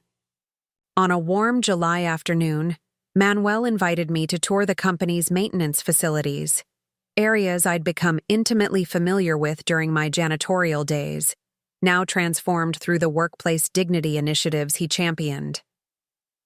We've upgraded the break rooms, installed proper ventilation in the supply storage areas, and created scheduling systems that respect personal time, he explained as we walked through spaces I'd once cleaned in pre-dawn solitude. Small changes that make a big difference in how people feel about their work. And how they feel about the company, I added, noting the pride evident in his voice. Manuel nodded. Exactly, Mrs. Holloway. People don't just want a paycheck. They want to matter, to be seen. I smiled, recognizing the profound truth in his simple statement. Something I learned firsthand scrubbing toilets at dawn, Manuel. There's no better teacher than direct experience. He hesitated, then asked the question that perhaps many had wondered but few had voiced. Why did you do it, Mrs. Holloway? Accept that position when you could have fought back immediately? I considered his question carefully. Because I needed to understand what was happening from the inside, not just hear about it secondhand. And because sometimes, Manuel, the only way to fight effectively is to gather your evidence quietly while your opponent believes they've already won. He nodded thoughtfully. A lesson from your generation worth remembering, Mrs. Holloway. As I drove home that evening, I found myself reflecting on the strange, difficult journey of the past year. From comfortable retirement, to humiliating janitorial work, to triumphant reinstatement, and finally, to this peaceful transition toward a new chapter. The house I returned to was not the silent, empty space it had once been. Gregory stopped by several times a week for dinner, or simply to share company. Nathan called regularly from Boston, planning his next visit. Even David, my son-in-law, had re-established connection after years of Victoria-imposed distance.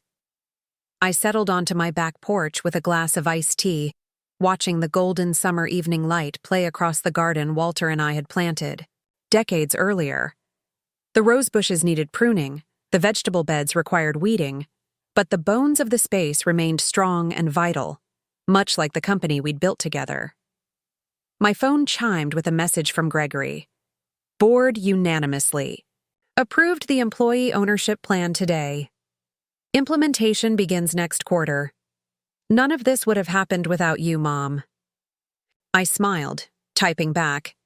It happened because you chose to lead with values, not just authority. Your father would be proud. The employee ownership structure had been Gregory's idea, a profit-sharing model that would gradually transfer portions of company ownership to long-term employees at all levels, ensuring that Holloway Construction's success benefited everyone who contributed to it, not just executives and shareholders. As I set the phone aside, I contemplated how profoundly my understanding of legacy had evolved through this ordeal. What I'm leaving behind isn't just a successful construction company, but a living example of resilience, ethical leadership, and the dignity that comes from aligning actions with values, even when that alignment requires cleaning toilets in your own building. The sun dipped lower on the horizon, casting long shadows across my garden. Tomorrow would bring new challenges, new opportunities to continue this renewed journey. But for now, in this peaceful moment, I felt the quiet satisfaction of having faced adversity not just with determination, but with dignity, the kind that can never be taken away because it comes from within. I had given my son our family business, and his wife had indeed made me work as a janitor.